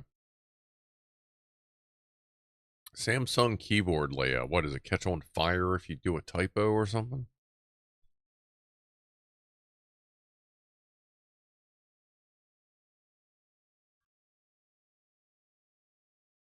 Symbols on the keyboard don't matter. Yeah, but if they're all confused and Windows doesn't know what's going on, it sees like through the monitor, like it can use a monitor to watch you. You know that like there's hidden cameras in all the monitors, right? So it sees your keyboard, it sees the wrong thing, it sees what's going on the screen. It doesn't know what's going on. You just said it changed the layout itself because it knows you're fucking around. And now you're going to change it back. It's not going to know what's going on. Like, yeah, I can understand if a stoner might get confused by it because in you confusing the system, it is digitally stoned right now because it has no idea what you're trying to do because you're typing scones, you're eating biscuits, there's chocolate chips in them. Even the computer's fucking confused because it doesn't know what the hell you're doing. So yes, Chippy, it is a confusing situation for everyone here. Thank you. Enjoy your cookie. All right. Anyway. What do we got here? Oh, okay. Oh, God. Oh, wait. Here we go. There's Electron Box again, but it's not a kitty cat. It's a fucking freak show. What the fuck? That's a freak show mutant keyboard. What the fuck is that bullshit? Like, yeah, you still got the $sign over there, too. That's like dual function key. Good grief. So you guys actually give a shit about other currency. We don't. It switches randomly in Windows. That's because Windows is watching you. They're probably using, like, for all you know, Bill Gates could be, is like, with Windows computers being everywhere in the world, he, by all means, could be working directly with the CDS, cat distribution system, and working with the alien overlords to use the secret cameras that are built into every monitor ever sold on the planet. Like, there's probably a monitor watching me in my bottle of Gatorade. Like, we know they put cameras in everything. We know we all have nanobots going through our bloodstreams now. It's just so that the cats can monitor us. That's all it is. And now they're confusing you because they don't even know what's going on. Scrufdog, you haven't pulled up an image of a UK keyboard so you can see it. Oh, well, just not right now. I'm getting ready to go now because now I kind of got to go tinkle and find some foodie. But a new key. Should I send you a regular keyboard? A real keyboard? I'll highlight how to type cookie on it as well. All right. Enough arguing about this cross-Atlantic confusion because people in the UK don't know how to speak English. It's ridiculous. Anyway, I'm going to go ahead and get on out of here. I should be doing a Gray Zone live stream tomorrow around 2:05 Eastern. I'll post the link tomorrow when I wake up or something. Custard. I love fucking custard. Until then. Oh, and Wednesday we'll be doing the rest of the British phone booth Lego thing. That'll be the Wednesday stream when we do, I guess, the setting that it sits in and hooks the, I guess, any more of the lighting up for it. And I'll probably be just playing Gray Zone in a little while after I get something to eat. So, I'm going to wrap it up for this evening. I appreciate everyone hanging out. Be groovy to each other. Have a good weekend. Have a good next week. And I hope everything is going good for you. I hope everything's cool. Thanks again. I'll see you next time, and I am out of here in 5, 4, 3, 2, 1. See you.